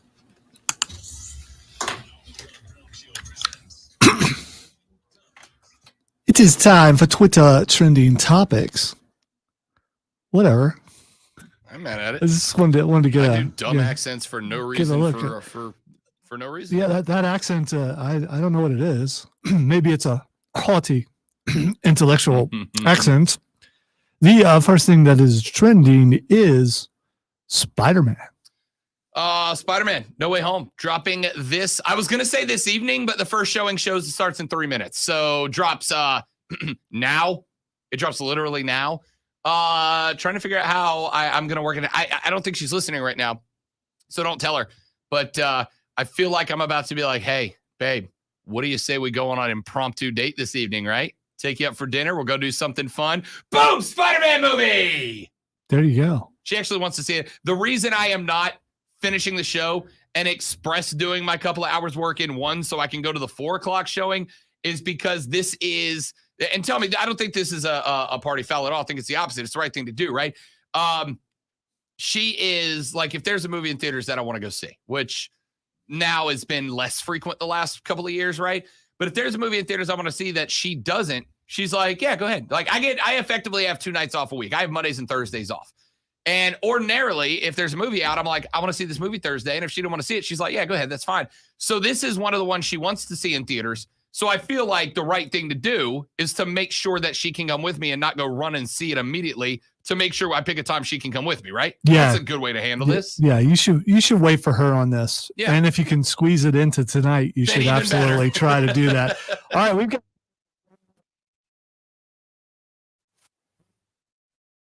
he made some comments about kids, the education being first and foremost, and that's why he doesn't let the transfer portal the other day. And it's basically boiled down into guys like me saying, well, if that's true, if a kid wants to transfer to another school because he's a journalism major and there's a journalism school, can he go there? And now I'm getting, and other people like me are getting by, you just hate Dabo. Well, that's not.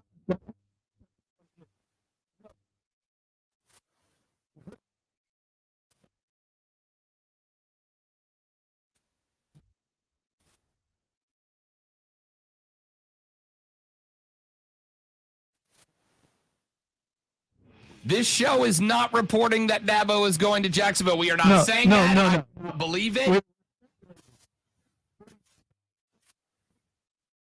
No show on ESPN Upstate. We're back tomorrow on ESPN Upstate. Later, brother.